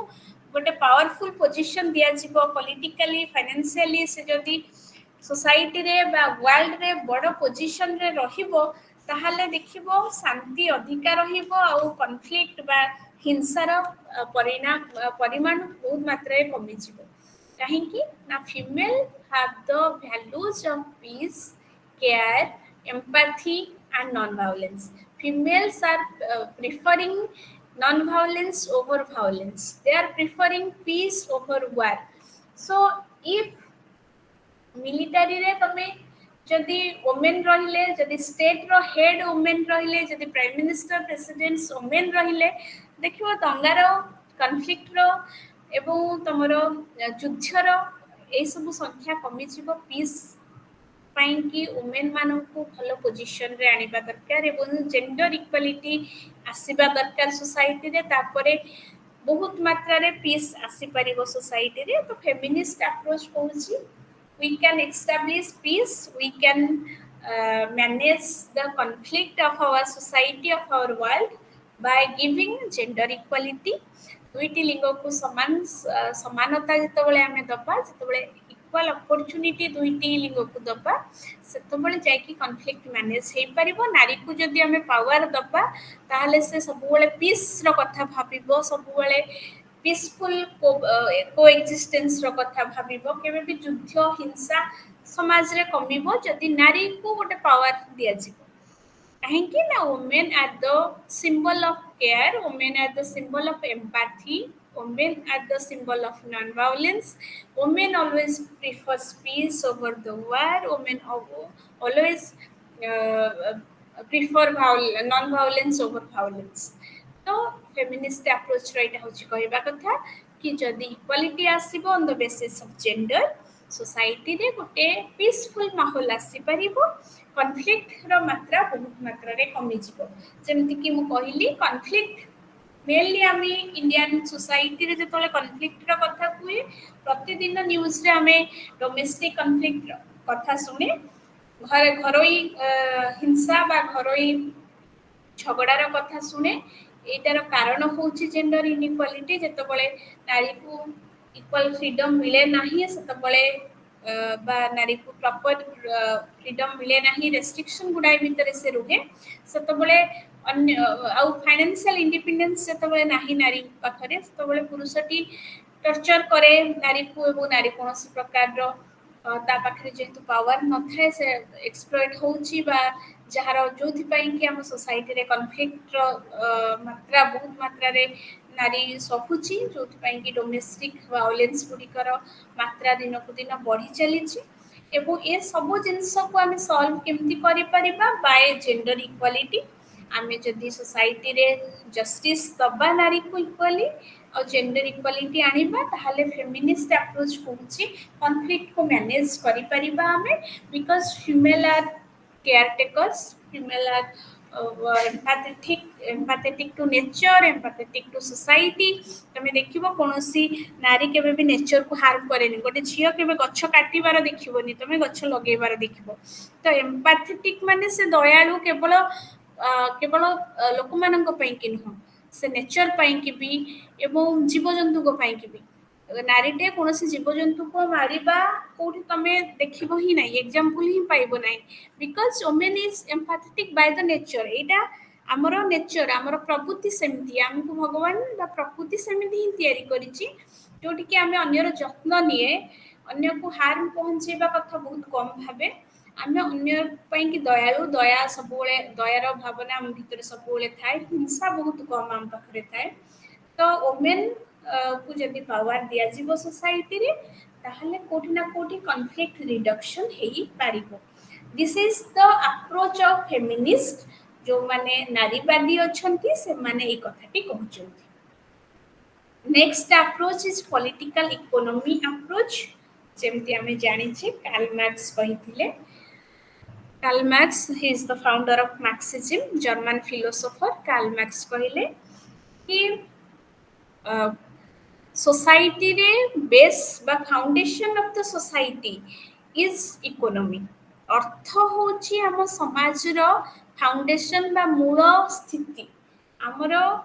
बिना अर्थरे कोनोसी मनुष्य जीवन बा कोनोसी समाज, कोनोसी राष्ट्र, कोनोसी विश्व तिष्ठिबा असंभव। काहेकि ना हमकु जदि प्रथम जिनस कोन दरकार, जेमति कि हम बेसिक नेसेसिटी जतबेले कहबा ह्यूमन रो, दैट इज खाद्य, वस्त्र, बासगृह। ये तीनोटी जाक जिनस, it is the three things are related to economy. आमे जदि पैसा नाही बेसिक नेसेसिटी को भी फुलफिल करि परिबा नाही। आउ ए जो इकोनॉमी जेतबेले इकोनॉमी रे इनइक्वालिटी आसे, सोसाइटी रे गोटे ग्लोबल इकोनॉमिक इनजस्टिस हमें देखुचे। काहे कि देखुचे ना अनइक्वल वेल्थ डिस्ट्रीब्यूशन पाइंकी। जेमती कहली 20% of Indians have the 80% money, and 80% of Indians have only 20% of money. आम सोसाइटी रो प्रॉब्लम होची कोन अनइक्वल वेल्थ डिस्ट्रीब्यूशन आम पाखरे संपत्ति समस्तଙ୍କ पाखरे समान भाबरे नाही आम भितरे धनी गरीब रो तारतम्य अछि अकॉर्डिंग टू इनइक्वालिटी आमे स्टेट को तीनटा क्राइटेरिया रे अकॉर्डिंग टू इकोनॉमी आमे तीनोटी क्राइटेरिया देचे स्टेट मानु को जेमति कि developed nation developing nation and under developed nation developed nation विकसित राष्ट्र डेवलपिंग विकासोन्मुखी राष्ट्र एंड अंडर डेवलप्ड जहाँ को आम अणविकसित राष्ट्र बोली कहबा तो एठी आमे तारतम्य क्रिएट कले डिफरेंस क्रिएट कले on the basis of economy गोटे धनी राष्ट्र गोटे गरीब राष्ट्र बा गोटे विकासोन्मुखी राष्ट्र सेमती लोक माननकु भी आमे हमर इंडिविजुअल्स माननकु भी आमे तीनोटी क्राइटेरिया देचे rich class middle class and the poor class तो ए जो अनइक्वल वेल्थ डिस्ट्रीब्यूशन अछि एटा तीनोटी क्लास सोसाइटी रे क्रिएट करूची तीनोटी क्लास रो स्टेट हमर एटी क्रिएट करूची जहा द्वारा कि जे धनी से सब बेले एक्सप्लॉइट करूची गरीब को धनी राष्ट्रटे चाप पकोची गरीब राष्ट्र ऊपर धनी लोकटे एक्सप्लॉइट करूची गरीब लोक को जहा द्वारा कि इनइक्वालिटी आसुची एवं आगु जाइए से कनफ्लिक्ट बा वार रे कन्वर्ट होची जेतबले बड़ बड़ देश से मानकर एक्सपेंशन पाई कि से मानकर नेशनल इंटरेस्ट को फुलफिल करिया पाई छोट देश ऊपर युद्ध करूचन तो ये सब जिनसर मूल कारण होची इकोनॉमी जो पर्यंत इकोनॉमिकली आमे बैलेंस करिने इकोनॉमिक इक्वालिटी जो पर्यंत अचीव न करिचे जो पर्यंत धनी गरीब भितर तारतम्य रही से पर्यंत कनफ्लिक्ट देखा दब तो कनफ्लिक्ट को आमे जदि मैनेज करबा को चाहूचे कनफ्लिक्ट को जदि रिड्यूस करबा को चाहूचे we should focus on economic equality we should focus on equal wealth distribution बुझियला बुझि पाले ए पर्यंत हाँ मैम देन आसीगला एनवायरमेंटल अप्रोच रे आमे जानिबा कि केमती हमरो कॉन्फ्लिक्ट पाई कि जेतबले कॉन्फ्लिक्ट होची केवल जेंडर को नहीं कॉन्फ्लिक्ट होनी इकोनॉमी को नहीं कॉन्फ्लिक्ट होनी आगु को कॉन्फ्लिक्ट बहुत बड़ रकम रो हबो एनवायरनमेंट को नहीं वाटर क्राइसिस सबुठु बड़ प्रॉब्लम आगु को हबो वाटर क्राइसिस आमर जमती कि भारत एबे वर्ल्ड रो सबुठु populated country the fast populated country होची India India has the largest population over the world रो सबु देश ठो अधिक पॉपुलेशन आम इंडिया रे बेलेडी तो ये पॉपुलेशन को जदि कंट्रोल आमे न करबा रिसोर्स स्कार्सिटी देखा जिवो माने जति कि लोक माने अछंती सही हिसाब रे आम पाखरे संबल नाही आम पाखरे सही हिसाब रे संबल कम पड़ुची तो आगु को जाई कि वाटर को नहीं की बा लैंड को नहीं की आमर जेतिकी लोक अछंती सही हिसाब रे प्रचुर आम पाखे लैंड नथिबो आम पाखे प्रचुर जंगल नथिबो जोथि पई कि हमर एनवायरनमेंट रे प्रॉब्लम देखा दबो अंगारकाम्ल रो मात्रा दिन को दिन बढ़िबो ऑक्सीजन रो मात्रा कमी जिवो एवं वाटर क्राइसिस जोडा कि इंडिया रो बहुत गुडिए मेट्रो सिटी रे बे बहुत बड़ प्रॉब्लम एनवायरनमेंटल डिग्रेडेशन जोडा कि आमे देखुचे Delhi is the highly polluted city now India रे जदि आमे देखिबा दिल्ली रे पोल्यूशन रो मात्रा जेमते बढ़िलानी धीरे धीरे ए पोल्यूशन टा पूरा सबु रिजन को कवर करिवो जदि आमे सस्टेनेबली काम न करिबा आमे डेवलपमेंट पाई कि जदि आमे एनवायरनमेंट को सुरक्षा न दबा जदि आमे पॉपुलेशन ऊपर कंट्रोल न आनिबा जदि आमे वाटर मैनेजमेंट भलरे न करिबा आमे जेमति कि पानी फ्री रे अछि बोली कहि कि आमे बहुत मिसयूज करे पानी रो किंतु गुडाए सहर अछि जेमति कि चेन्नई देखिबो हम साउथ रो बहुत सिटी गुडी को तमे देखिबो जोटी कि वाटर स्कार्सिटी एबेठू बहुत मात्रा रे देखिबा को मिललानी जेमति चेन्नई रे तमे पीवा पानी किनिबा को पड़िबो तुमको जेमति कि दुबई देखिबो दुबई रे भी दुबई कहीं बहुत गुड़े वर्ल्ड रो बहुत गुड़े देश जोटा कि वाटर क्राइसिस को फेस करूचंती आम इंडिया रे भी से वाटर क्राइसिस आसिलानी आगु बहुत मात्रा रे सब जिंस आसीबो रिसोर्स स्कार्सिटी तो एनवायरनमेंट उपरे जो पर्यंत आमे न काम करिचे एनवायरनमेंट को जो पर्यंत प्रोटेक्ट न करिचे पीस कंप्लीट पीस आमे रही पीसफुली आमे रही परिबा नाही काहे ना जो कनफ्लिक्ट रो कथा कहूचे देश देश भितर कनफ्लिक्ट तो दूर हो किंतु एनवायरमेंटल डिग्रेडेशन पाई जो कनफ्लिक्ट आसीबो पानी रो कमी पाई जो कनफ्लिक्ट आसीबो जगार कमी पाई जो कनफ्लिक्ट आसीबो सेटा को आमे मैनेज करबा डिफिकल्ट हेजिबो आगु जाईकी जोथि पाई कि हमर होल वर्ल्ड एबे काम करूची सस्टेनेबल डेवलपमेंट उपरे सस्टेनेबल डेवलपमेंट तमे जानिଛ धारणीय विकास जोटा कि डेवलपमेंट फॉर द जनरेशंस आमे विकास करबा किंतु से विकास पाई कि सब रिसोर्सेस को आमे सारी दबा नाही हमर नेक्स्ट जनरेशन पाई कि भी आमे रिसोर्सेस बंचै कि रखिबा आमे एनवायरनमेंट को प्रोटेक्ट करबा आमे इक्विटेबली रिसोर्स शेयर करिया माने समान भाव रे संबल को शेयर करबा ये सब जिनस ऊपर फोकस करे तो एनवायरमेंटल अप्रोच कहूची जदि आमे पीस को एस्टैब्लिश करबा को चाहूचे we should protect our environment आमे एनवायरनमेंट ऊपर काम करबा दरकार एनवायरनमेंट ऊपर फोकस करबा दरकार सस्टेनेबल डेवलपमेंट ऊपर फोकस करबा दरकार एवं सेथि पई कि गोटे देश चाहिले हबनी it needs a global cooperation सबु देश कोऑपरेटिवली एका सहित मिसिकी एनवायरनमेंट को प्रोटेक्ट करिया पई काम करबा दरकार जंगल को रक्षा करबा गछ लगेबा एवं वाटर मैनेजमेंट ये सब जिनस ऊपर काम करबा हबो जदि एनवायरमेंटल पीस हमको दरकार आगु जाई कि आमे जदि परिवेश को नै कि कोनोसी कॉन्फ्लिक्ट बा हिंसात्मक परिस्थिति न चाहे जदि आमे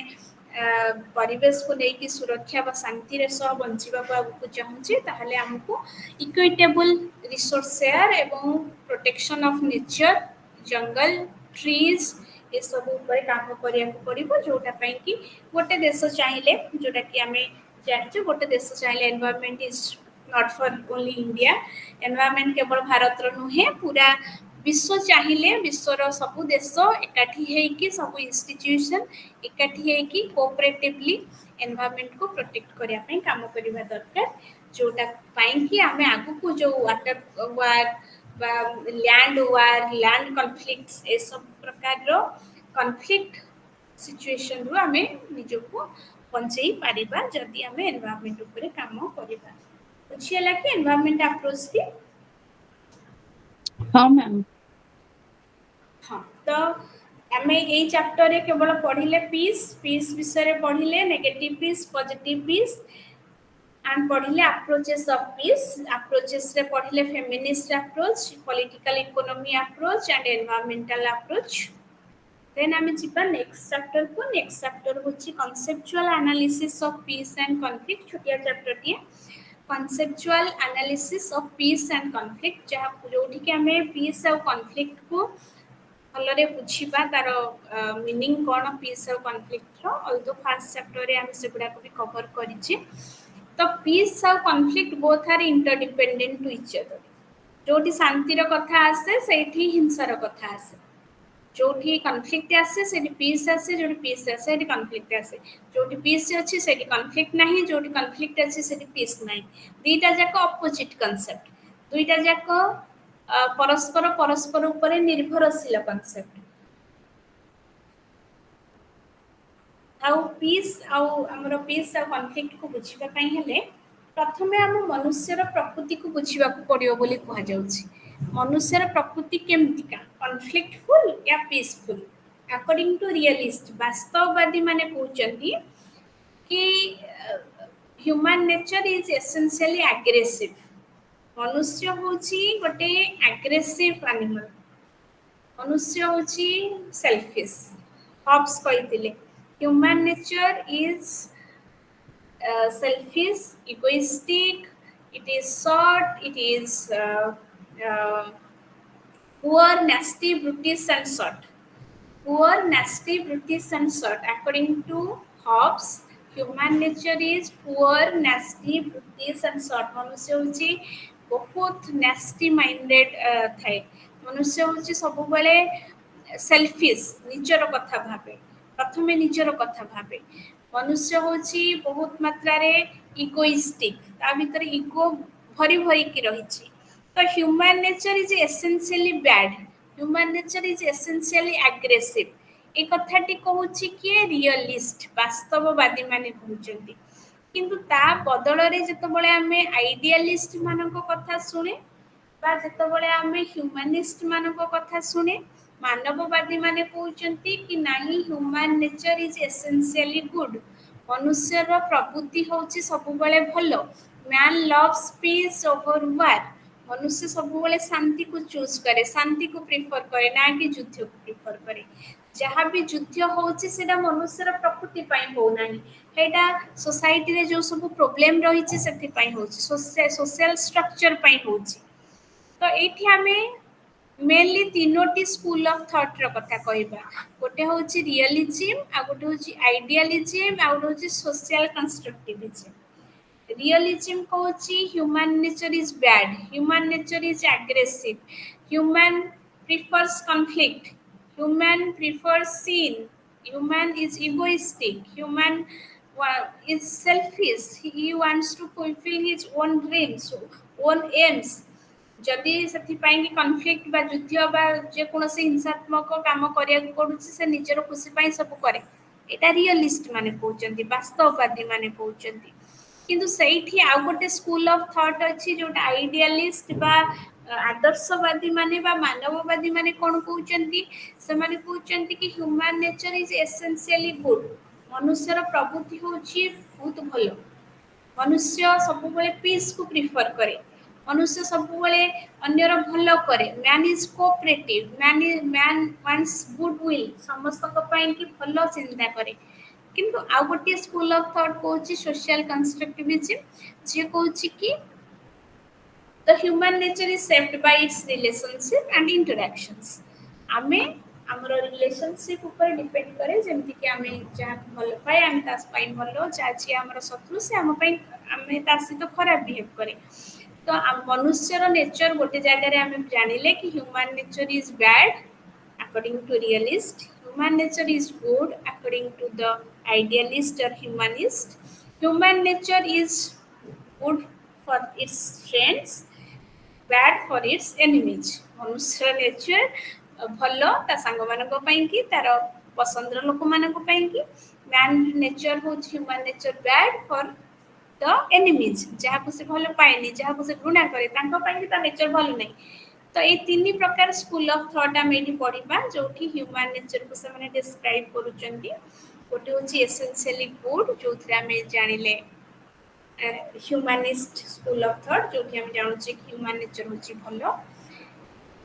रियलिस्ट माने कहउचंदी नाही human nature is essentially aggressive जोटी सोशल कंस्ट्रक्टिव कहउचंदी कि इट इज सोशली ट्रांसफॉर्मड एटा चेंज हुए रिलेशनशिप आ इंटरेक्शन ऊपर डिपेंड करे এবং পিস ইজ সোশ্যাল হারমোনি এটি আমি যদি পিস কু আহুরি টিকে ডিপলি বুঝিবা পিস হচ্ছে সোশ্যাল হারমোনি সমাজরে সমন্বয় যেতবেলে আসে এই কথা প্লাটো মধ্য কইଥିଲେ প্লাটো কি কইଥିଲେ সোসাইটি রে জস্টিস সেতবেলে আসিব যেতবেলে সোসাইটি রে হারমোনি আসিব সহযোগিতা আসিব সমন্বয়তা আসিব যেতবেলে আমি সমস্তে সমস্তଙ୍କ কাম করিবা কেই কা কামরে ইন্টারফিয়ার করিবানি তো পিস সেতবেলে এস্টাব্লিশ হবো আর পিস দুইটা জিনিসরে ডিপেন্ড করে গোটে হচ্ছে ইন্টরনাল হারমোনি আর গোটে হচ্ছে এক্সটর্নাল হারমোনি ইন্টরনাল হারমোনি কোন আম মন ভিতরে আমি যেতবেলে কনফ্লিক্ট ন আসে কোনসি জিনিসরে আমি যেতবেলে ଭଲ ଖରାପର କଥା ଆମେ ନ ଭାବେ ଯେତେବେଳେ ଆମେ କୌଣସି ଡିସିସନ ନେବା ପୂର୍ବରୁ ଆମ ମାଇଣ୍ଡରେ କୌଣସି ପ୍ରକାର ଦ୍ୱନ୍ଦ୍ୱ ନ ଆସେ ଏକ୍ସଟର୍ନାଲ ହାରମୋନି ବାହ୍ୟ ସମନ୍ୱୟ ଆମେ ବାହାର ଲୋକଙ୍କ ସହିତ ବା ସମାଜରେ ସମସ୍ତଙ୍କ ସହିତ ଯେତେବେଳେ ସମନ୍ୱୟତାର ସହ ଚଳେ କନଫ୍ଲିକ୍ଟ ଆମେ କହିବାନି କନଫ୍ଲିକ୍ଟକୁ ଆମେ ଟୋଟାଲି ହଟେଇ ଦେଇ ପାରିବା ସୋସାଇଟିରୁ କନଫ୍ଲିକ୍ଟ କୋଉଠି ନା କୋଉଠି ଆସିବ କିନ୍ତୁ କନଫ୍ଲିକ୍ଟକୁ ମ୍ୟାନେଜ କରିବା ପାଇଁ ସବୁବେଳେ ଶାନ୍ତିପୂର୍ଣ୍ଣ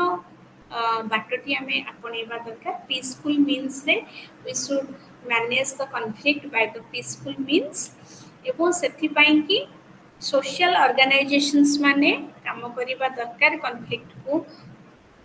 कम करिया पई जेमति कि स्टेट कहले दुई प्रकार स्टेट को हमें बुझाए गोटे होची लेसेस-फेयर स्टेट और होची वेलफेयर स्टेट लेसेस-फेयर स्टेट कोन ना जो राष्ट्र केवल लोकमानंकु सुरक्षा दिए जेमति कि लॉ कहिथिले according to law laissez-faire state रो कांसेप्ट मध्य लॉ ही देथिले पुलिस स्टेट जहा को कुआ जे जो थे से कहउचंती स्टेट रो काम होची to protect the life liberty and property of the individual राष्ट्र रो काम होची केवल प्रोटेक्शन दबा कहा को प्रोटेक्शन दबा व्यक्तिर जीवन को व्यक्तिर अधिकार को एवं व्यक्तिर स्वतंत्रता स्वाधीनता को ए तीनोटी जिंस को केवल प्रोटेक्शन दबा ता छडा आउरी राष्ट्र कहार व्यक्तिगत जीवन रे हस्तक्षेप करिवो नाही किंतु ता बदल रे आ गुटी स्टेट रो कांसेप्ट अछि दैट इज वेलफेयर स्टेट जन कल्याण मूलक राष्ट्र बा जनमंगलकारी राष्ट्र कॉन्सेप्ट टीएच ग्रीन देथिले T H Green has given the concept of welfare state जो से कहउचंती state is playing a positive role for the development for the welfare of the individual व्यक्तिर मंगल पई व्यक्तिर भल पई व्यक्तिर विकास पई राष्ट्र एठी गोटे सकारात्मक भूमिका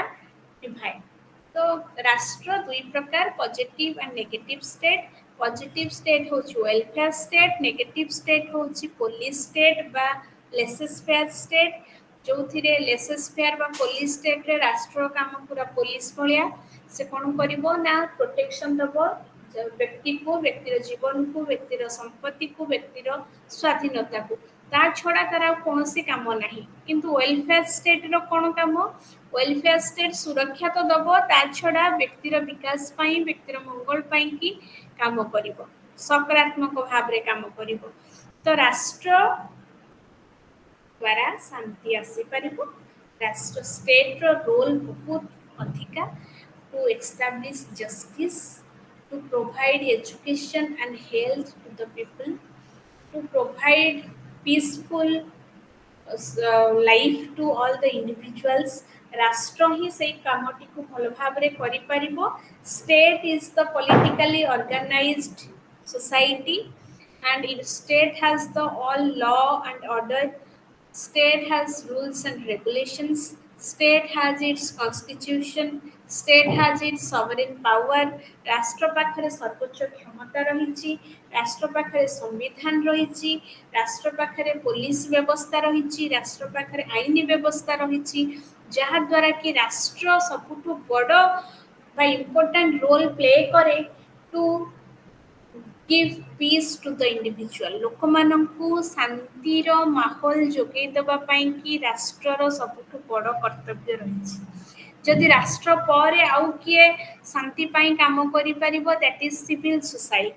सिविल सोसाइटी जहाँ को आमे सभ्य समाज बोली उड़िया रे कहू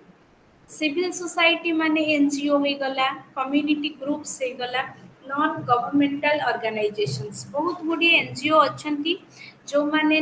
सोशल जस्टिस पाई ह्यूमन राइट्स पाई पीसफुल कोएक्सिस्टेंस पाई एनवायरमेंटल प्रोटेक्शन पाई वर्ल्ड वाइड काम करूचंती तो ये जमती एमनेस्टी इंटरनेशनल तुम माने ना सुनी थिबो कि नहीं जानिनी एमनेस्टी इंटरनेशनल गोटे एनजीओ जहार हेडक्वार्टर लंदन रे अछि जो एनजीओ टी ह्यूमन राइट्स पाई कि वर्ल्ड वाइड काम करे मानविक अधिकार को सुरक्षा दबा पाई काम करे ह्यूमन राइट वॉच डॉग आ गोटे एनजीओ जे कि ह्यूमन राइट प्रोटेक्शन पाई काम करे एनवायरनमेंट पाई काम करूथिबा बहुत बड़ी एनजीओ जे अछंती तो राष्ट्र भी रोल रही शांति बा पीसफुल सोसाइटी एस्टाब्लिश करिया पे तासह एनजीओ माने मध्य काम करिबा दरकार केमती सोसाइटी रे इक्वालिटी आसीबो केमती सोसाइटी रे जस्टिस आसीबो केमती ह्यूमन राइट्स लोक माने को मिलिबो केमती पीसफुली लोक माने सहवस्थान करि परिबे जबकि हमें कहले state is an instrument of peace राष्ट्र ही शांति आनी परिबो state has all the power to establish peace over the violence or over the conflict हिंसा एवं सब प्रकार दंगा को हटे कि शांतिपूर्ण राष्ट्र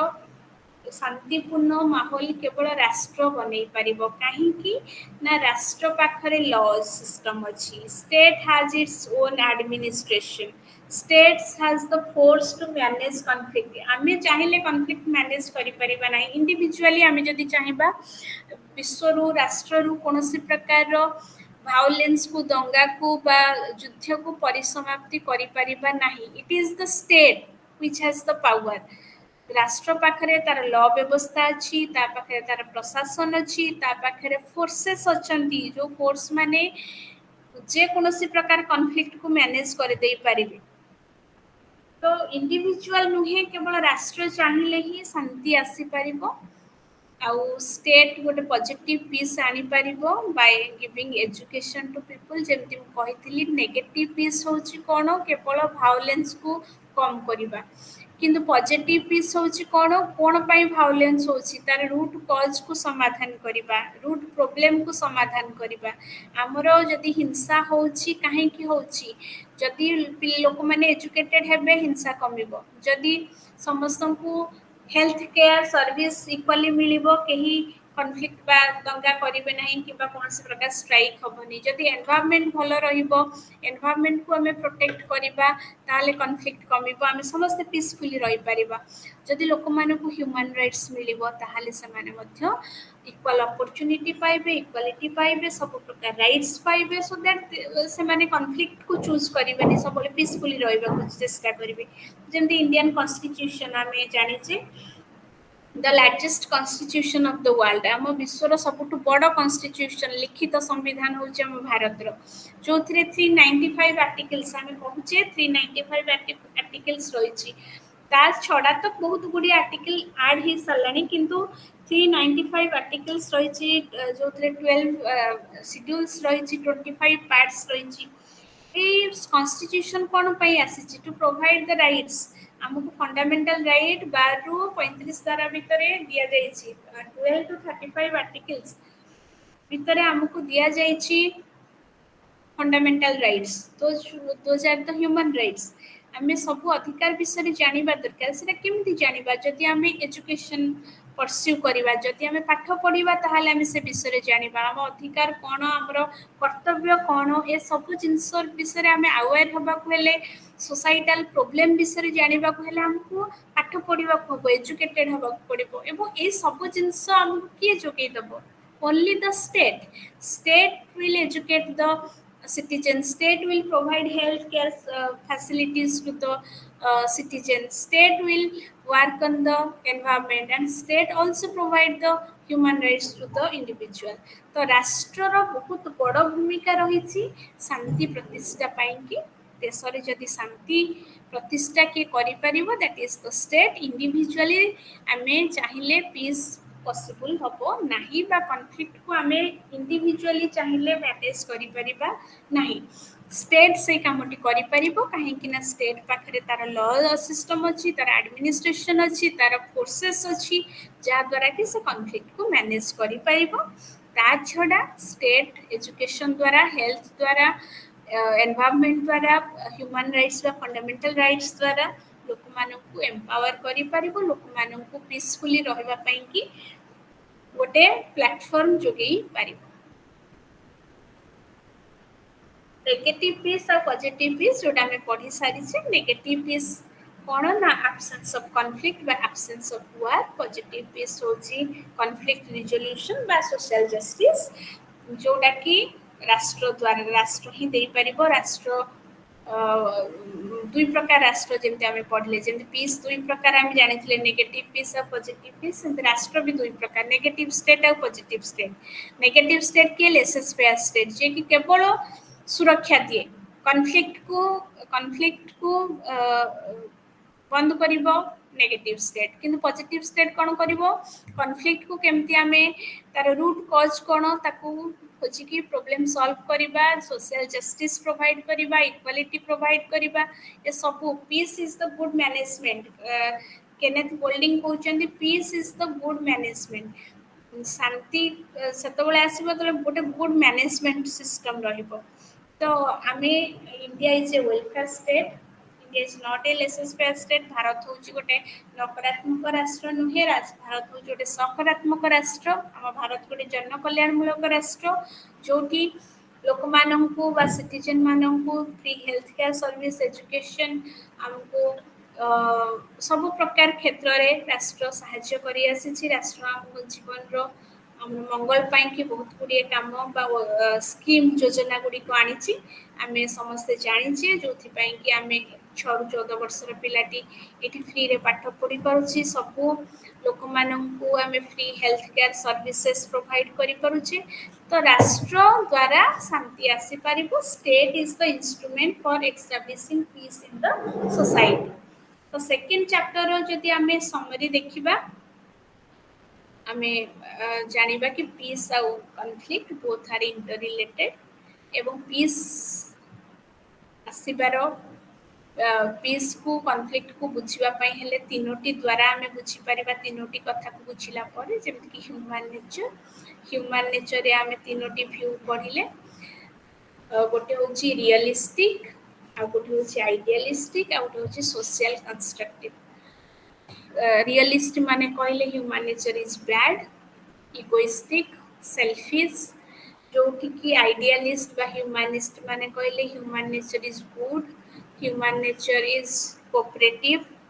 आ जोठी सोशल कंस्ट्रक्टिव माने कहले human nature is both good and bad, it is good for the friends and bad for its enemies. एवं पीस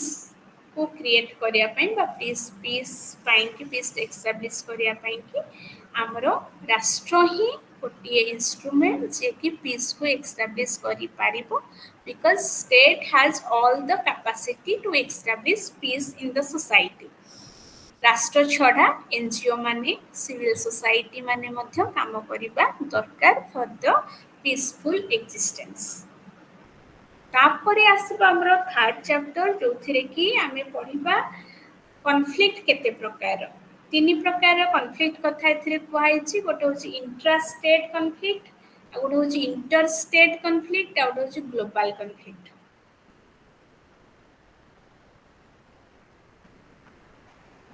बुझि पारुछो?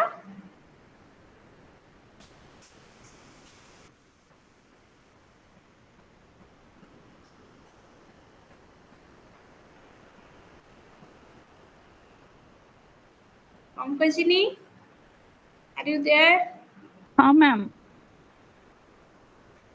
अच्छा सेकंड चैप्टर बुझी गलो? हाँ मैम। थर्ड चैप्टर को जिबा? हाँ। संध्या रानी दास? Yes, ma'am. थर्ड चैप्टर पढ़िबा। सेकंड चैप्टर रे आ कोन डाउट अछि कि? No, ma'am. अच्छा ठीक अछि।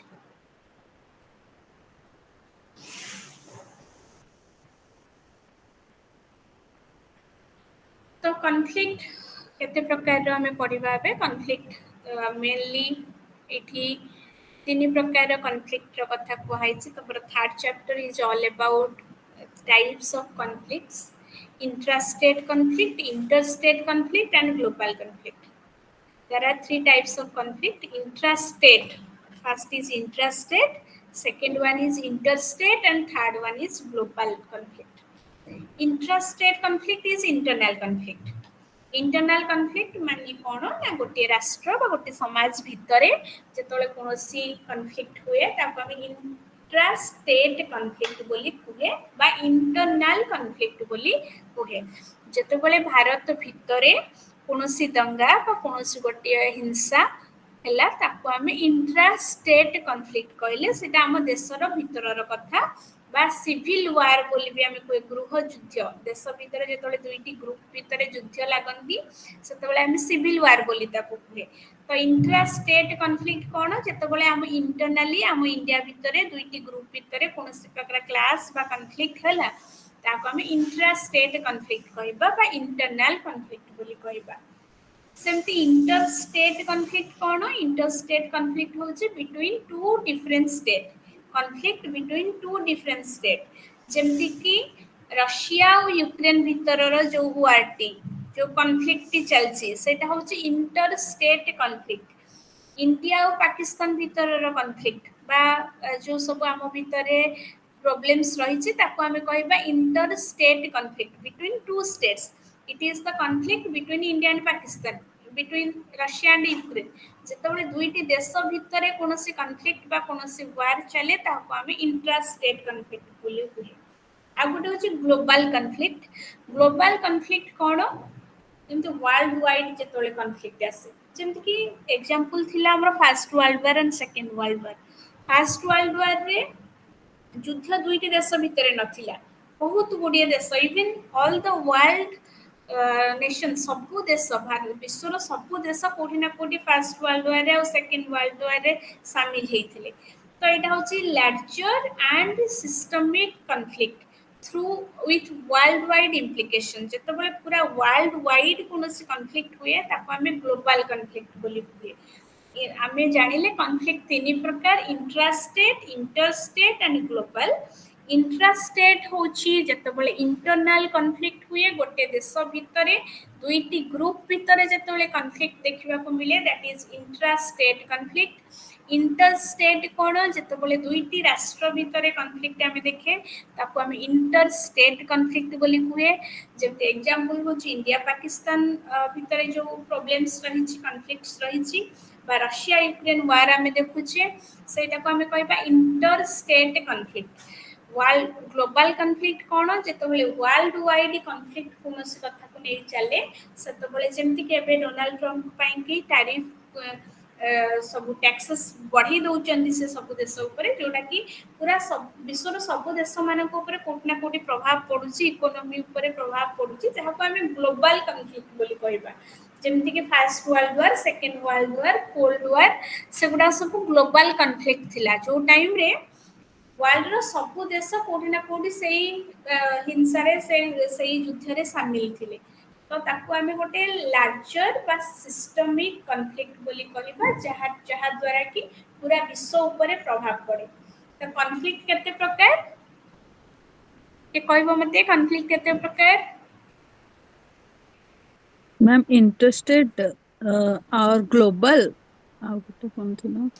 interstate intrastate and global first one is global. intrastate second one is interstate and last one is global तो इंट्रास्टेट कनफ्लिक्ट रे दुईटी ग्रुप भितर कनफ्लिक्ट हुए जितेबाला गोटे देश भितर इनइक्वालिटी तार कारण हो पारे प्रॉपर्टी डिस्प्यूट तार कारण हो पारे आइडेंटिटी इश्यू तार कारण हो पारे इंडिया रे conflict between Hindu and Muslims conflict between the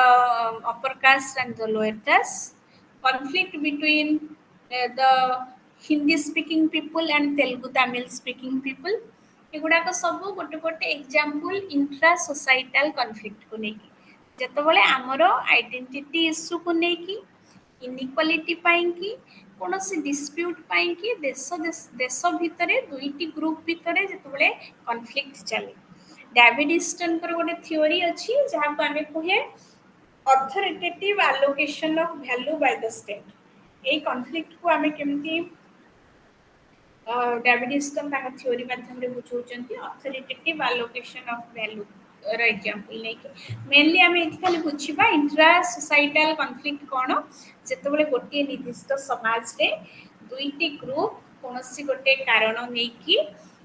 conflict बा दंगा तांको भितर थाए बा ताको भितर विवाद थाए ताको आमे इंट्रा सोसाइटल कनफ्लिक्ट कहे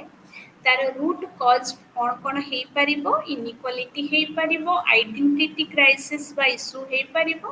प्रॉपर्टी डिस्प्यूट हो पारिबो ये सब कारण पई कि आमे जतबले गोटे देश भितर बा गोटे समाज भितर विवाद करे सेतबले आमे इंट्रा सोसाइटल कनफ्लिक्ट ताको कहबा एवं ये इंट्रा सोसाइटल कनफ्लिक्ट को केमती आमे मैनेज करि परिबा हमर आमे समस्त जानिचे गवर्नमेंट हैज 3 ऑर्गन्स राष्ट्र गवर्नमेंट व्यवस्था थाए सरकार व्यवस्था थाए सरकारंकर 3टी अंग अछि लेजिस्लेचर एग्जीक्यूटिव एंड जुडिशियरी जोठी लेजिस्लेचर रो काम हैला लॉ तयारी करिबा एग्जीक्यूटिव रो काम हैला सेही लॉ को बा आईन को कार्यकारी करिबा एवं जुडिशियरी रो काम हैला लॉ को इंटरप्रिट करबा बा इभालुएट करबा तर्जमा करबा आईन को तर्जमा करबा तो राष्ट्रर बा ए जो लेजिस्लेचर एग्जीक्यूटिव जुडिशियरी हमर गवर्नमेंट रो काम होची विभिन्न प्रकार रो योजना द्वारा समाज रे थिबा इनइक्वालिटी को समाज रे थिबा डिफरेंसेस को कम करेबा जोथि पई कि हम जानि छे हमरो रिजर्वेशंस गोटे आम भारतीय संविधान आमको रिजर्वेशंस देछि for the schedule caste schedule tribe women and OBCs एमानो काहेकि रिजर्वेशन दिया है बिकॉज ऑफ द इनइक्वालिटी जो इनइक्वालिटी आम हिस्ट्री रु बा अतीत रु आम देखुथिले हमर असमानता रही थिला जोथि पई कि जेतबेले Ambedkar was the first law minister बा हमर फादर ऑफ इंडियन कॉन्स्टिट्यूशन जेतबेले अंबेडकर कॉन्स्टिट्यूशन लेखिले सेथिरे रिजर्वेशन सिस्टम को ऐड कर देले एथि पई कले कि आम सोसाइटी रे जो जाति को नै कि बा लिंग को नै कि ए जो प्रकार विविधता रही इनइक्वालिटी रही ताको एड्रेस करबा को हेले जो माने पछुआ वर्ग रही छंती आमे तांको अधिका टिके रिजर्वेशन बा स्पेशल एडवांटेज दे कि समाज रो मुख्य स्रोत को आनी परिबा और इक्वालिटी को अचीव करि परिबा तो राष्ट्र रो काम होची कॉन्फ्लिक्ट मैनेज करबा by legislature executive and judiciary civil society मध्यम तार काम होची अवेयरनेस क्रिएट करबा लोक मानन को तांग राइट्स रेस्पोंसिबिलिटी विषय बुझेबा एवं केमती समस्तन पाइन की इंक्लूसिव बा समस्तन को नै कि केमती पॉलिसी तैयारी हबो समस्तन पाइन की केमती योजना तैयारी हबो राष्ट्र केमती समस्तन पाइन काम करिवो से विषय रे राष्ट्र को मध्य इन्फ्लुएंस करबा होची सिविल सोसाइटी रो काम एटा थिला इंट्रा स्टेट कॉन्फ्लिक्ट जेतबेले देश भितर रे दुईटी ग्रुप भितर युद्ध बा विवाद हुए तार सॉल्यूशन पई राष्ट्र काम करिवो सिविल सोसाइटी काम करिवे इक्वालिटी रो कथा कुहा गला किंतु जेतबेले दुई देश भितर युद्ध हुए when conflict between two states दुईटी राष्ट्र भितर जेतबेले युद्ध हुए the war or the conflict is known as interstate conflict or interstate war a interstate war कोन पाई कि हुए because of the national interest जातीय स्वार्थ पाई कि केनेथ वाल्ज कहिथिले तीनोटी कारण पाई कि युद्ध हुए गोटे होची ह्यूमन नेचर पाई जेहेतु मनुष्य रो प्रकृति खराब मनुष्य सेल्फिश राष्ट्र भी सेल्फिश राष्ट्र केवल निज कथा चिंता करे अन्य राष्ट्र कथा चिंता करे नाही निजर इच्छा पूरण पाई अन्य राष्ट्र ऊपर युद्ध करे आ गोटे कारण होची स्टेट स्ट्रक्चर राष्ट्र जेहेतु गोटे अराजकतापूर्ण राष्ट्र भावरे अच्छी जेहेतु कौन राष्ट्र को साहाय्य करने विश्व में कहीं नांती जमती इंडिया जदि इंडिया पाकिस्तान युद्ध हुए ताले इंडिया ही पाकिस्तान सह युद्ध लड़ब इंडिया को साहाय्य करने को कहीं आसबेनी कि पाकिस्तान को साहाय्य करने को कहीं आसबेनी because we are in international anarchy आमे विश्व स्तर में अराजकतापूर्ण समाज रे अच्छे जो राष्ट्र उपरे कोनोसी प्रकार सुप्रीम अथॉरिटी नहांती जे कि राष्ट्र को युद्ध समय रे बा कॉन्फ्लिक्ट समय रे सहाय्य करिवे सेतिबे राष्ट्र निज को पावरफुल बनाए एवं राष्ट्र गोटे देश सह निजर पावर को नेकी युद्ध करे तो इंटर स्टेट कॉन्फ्लिक्ट रो तीनोटी इमेज अछि बोली केनेथ वाल्ज कहउचंती one is human nature second one is state structure and third one is international anarchy एवं आमे एई कॉन्फ्लिक्ट को केमिति सॉल्व करि परिबा मेनली जदि आमे टिके इक्वालिटी रो कथा भाबिबा जदि आमे वार को जेमती हमर जस्ट वार थ्योरी गोटे देइथले क्लॉजविज कहले war is justified only in self defence जेतबेले हमरो एग्जांपल रे हमें कहबा पाकिस्तान इंडिया केबे भी कोनोसी देश ऊपर अटैक करे नाही काहे इंडिया रो न्यूक्लियर पॉलिसी हमें जदि जानिबा India believes in no first use भारत सब बेले केबे भी अन्य देश ऊपर प्रथम अटैक करे नाही एटा हम भारत रो न्यूक्लियर डॉक्ट्रिन बा आणविक आमे जो रखिछे आणविक डॉक्ट्रिन सेटा आमे रखिछे कि आमे कहा ऊपर प्रथमे अटैक करिबा नाही न्यूक्लियर वेपन रो प्रयोग आमे कहा ऊपर प्रथमे करिबा नाही किंतु जदि के कोनोसी देश हम ऊपर अटैक करूची ताले आमे तार प्रति आक्रमण विशाल भाव रे करिबा तो सही कथा को क्लॉज कहउचंदी जस्ट वार थ्योरी हिसाब रे war is justified only in self defence सेतबेले चाइना हम ऊपर अटैक करूची किबा पाकिस्तान हम ऊपर अटैक करूची we have to attack on them आमे तांको ऊपर अटैक करबा को बाध्य आमे निजर सुरक्षा पाई कि युद्ध करिया पाई बाध्य तो युद्ध खाली खराब बोली आमे कहि परिबानी युद्ध बेले बेले जस्टिफाइड मध्य war is necessary also for self defence सेतबेले गोटे देश आ गोटे देश ऊपर अटैक करूची हमको बाध्य है कि तार प्रति आक्रमण करिया को पड़िबो बिकॉज ऑफ सेल्फ डिफेंस निजर सुरक्षा पाई निज देशर सुरक्षा पाई निज देश रे रहुथिबा लोक मानकर सुरक्षा पाई बा हमर बॉर्डर रो हमर सीमार सुरक्षा पाई तो ग्लोबल कॉन्फ्लिक्ट कोन ग्लोबल कॉन्फ्लिक्ट हला विश्व स्तर रे जतले सब देश देश भीतर कॉन्फ्लिक्ट हुए जतबले पूरा विवाद पूरा विश्व रे स्प्रेड हुए ताको हम ग्लोबल कॉन्फ्लिक्ट कहबा ग्लोबल कॉन्फ्लिक्ट आसीबार कारण होची प्रथमे तो कल्चरल डिफरेंसेस सांस्कृतिक विविधता सब देशर संस्कृति अलग अलग किए क्रिश्चियनिटी रे बिलीव करे किए मुस्लिम कंट्री किए हिंदू डोमिनेटेड कंट्री सेटा गोटे कल्चरल डिफरेंसेस रही आ गोटे होची न्यूक्लियर प्रोलिफरेशन सब देशक पाखरे न्यूक्लियर वेपन अछि आ न्यूक्लियर वेपन अछि माने युद्ध भयंकर सब बेले हबो युद्ध केबे भी गोटे देश भितर लिमिटेड रहिबो नाही थर्ड वन इज टेररिज्म आतंकवाद आ गोटे मेन कारण जोथि पई कि वर्ल्ड रे कॉन्फ्लिक्ट होछि इ तीनोटी कारण पई मेनली ग्लोबल कॉन्फ्लिक्ट देखिबा को मिले एवं ग्लोबल कॉन्फ्लिक्ट को जदि हमें रिड्यूस करबा को चाहिबा कम करबा को चाहिबा एथि पई दुईटी जिंस दुईटी इंस्टीट्यूशन ता पई काम करि परिबे वन इज यूनाइटेड नेशन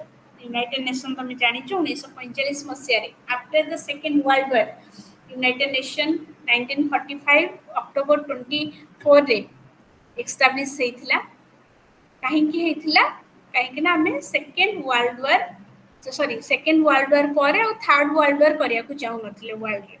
तो यूनाइटेड नेशन आज पर्यंत सक्सेसफुली काम करिछि ग्लोबल कॉन्फ्लिक्ट को मिटिगेट करिया पे एवं आगु मध्य जतबेले ग्लोबल कॉन्फ्लिक्ट आसीबो ताको मिटिगेट करिया पे केवल यूनाइटेड नेशन ही काम करि परिबो this is all about your third chapter आ जदि किसी डाउट अछि तमे मते व्हाट्सएप रे कहि परिबो मैम आपन को व्हाट्सएप नंबर टा कोटा की मोर व्हाट्सएप नंबर टा लिखि नियो 9777 एक मिनट मैम 9777 620860 620860 मैम हाँ हाँ जहाँ भी डाउट्स आसीबो किबा जहाँ भी न बुझी हैला मते पछाले मु कहि देबी आ बाकी रहिला PPT I will share the PPT जदि के जने मेसेज करबो मते ठीक अछि मैम काली तो क्लास हबनी डायरेक्ट पर दिन अछि हाँ पर दिन अछि पर दिन नबा में क्लास हाँ ma'am 4th 5th and 6th unit पढ़े देबी ठीक अछि मैम नहीं मु आगुरु कह दिले आगुटे सर हमको पढौतिले से जानथिले सैटरडे क्लास हुए सीए सैटरडे दिन अटेंड करचंती पूरा 5:30 पर्यंत तब मु अचानक से जॉइन करले तो सर मते माने डाटी लेके आउ तू कोठी अछु तो माने काई जॉइन करू न हमको सर आज सैटरडे आ आज क्लास नाही नहीं नहीं क्लास रे शेड्यूल पठी देचंदी सर तो मो पाखे अछि शेड्यूल हाँ पर दिन ही क्लास 2टा रु 4टा सॉरी हां 2टा रु 4टा बजे अछि तमरो क्लास हाँ मैम 2टा रु 4टा ही अछि हां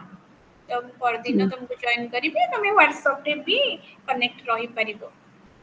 ठीक अछि मैम मैं आपन को ये कर दो छी थैंक यू मैम हां हां वेलकम मैम